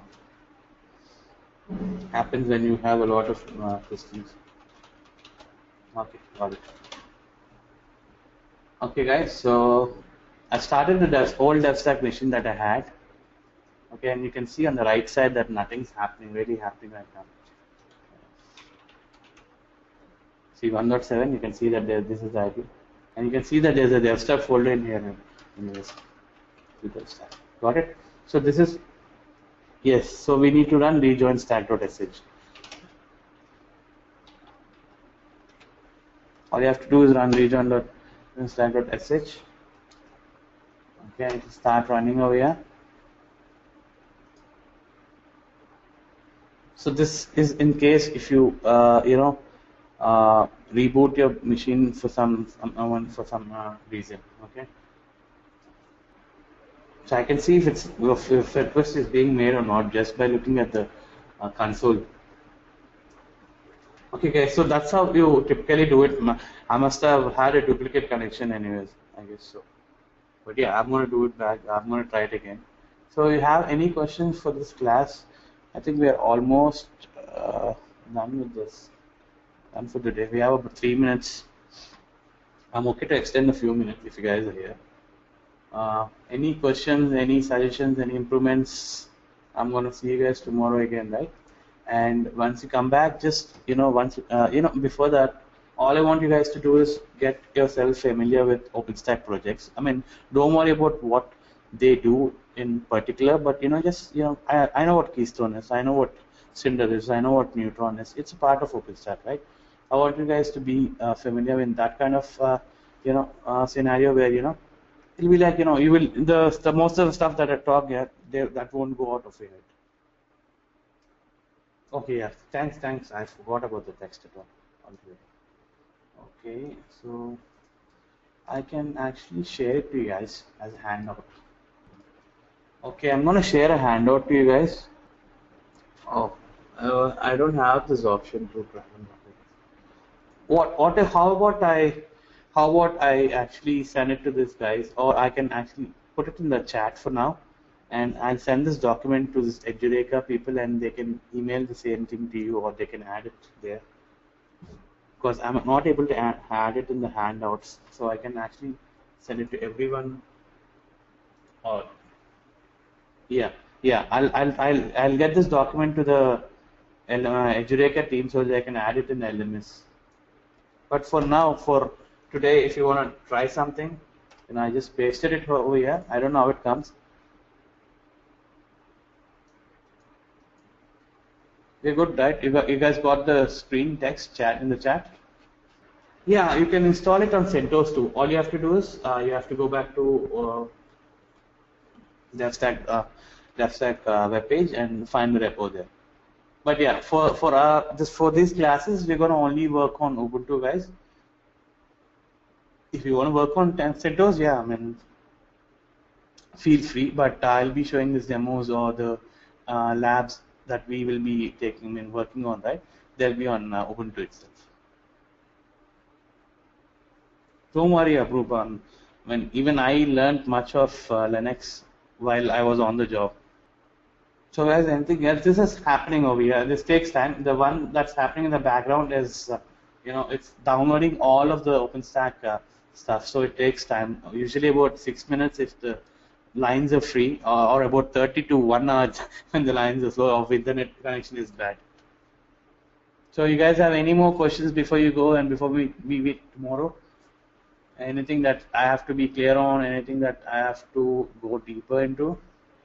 No. Once all good, right? So what we have to do is, once you guys install DevStack, right, log into the dashboard and just check, feel, just linger around with all the options that you get. Don't go and install multi-node setup, please. What happens is, if you fail during the first try that you try to install multi-node, you will have it wrong. Let's park the third assignment for tomorrow. Okay, we're gonna go take care of the third assignment tomorrow, since we were having so many doubts, and since it's the first class, we had our schedule was little slow. I mean, our schedule was little slow. On tomorrow we'll pick it up. Don't worry with that. There is no default password. You have to set it, Mahesh. If you can't, right? If you just su and root, and you can give the password that you installed with. Atul, this is just a developer's version of OpenStack, and it won't be installed in let's say production environment. This is just an all-in-one OpenStack where you can just we can use it to show in demos or show it to the client, saying this is how your infrastructure will look like. This is the look and feel. Okay, guys. So no more questions. I think it was a good session. Went well, and you guys were good. Thanks for asking questions, and please rate this content, and if you have any suggestions, please do. And I think we're good with the chat. I'm gonna send the same to the Edureka team, and I think they're gonna upload it in the LMS. So see you guys tomorrow. But please do learn about the services that we've seen today. Just memorize what they are. Don't worry about what they do. But when I say Cinder tomorrow, yeah, it should ring a bell saying, yeah, Cinder is an OpenStack service. All right, guys. Thank you so much. Thank you for being here. Have a good day. Bye bye.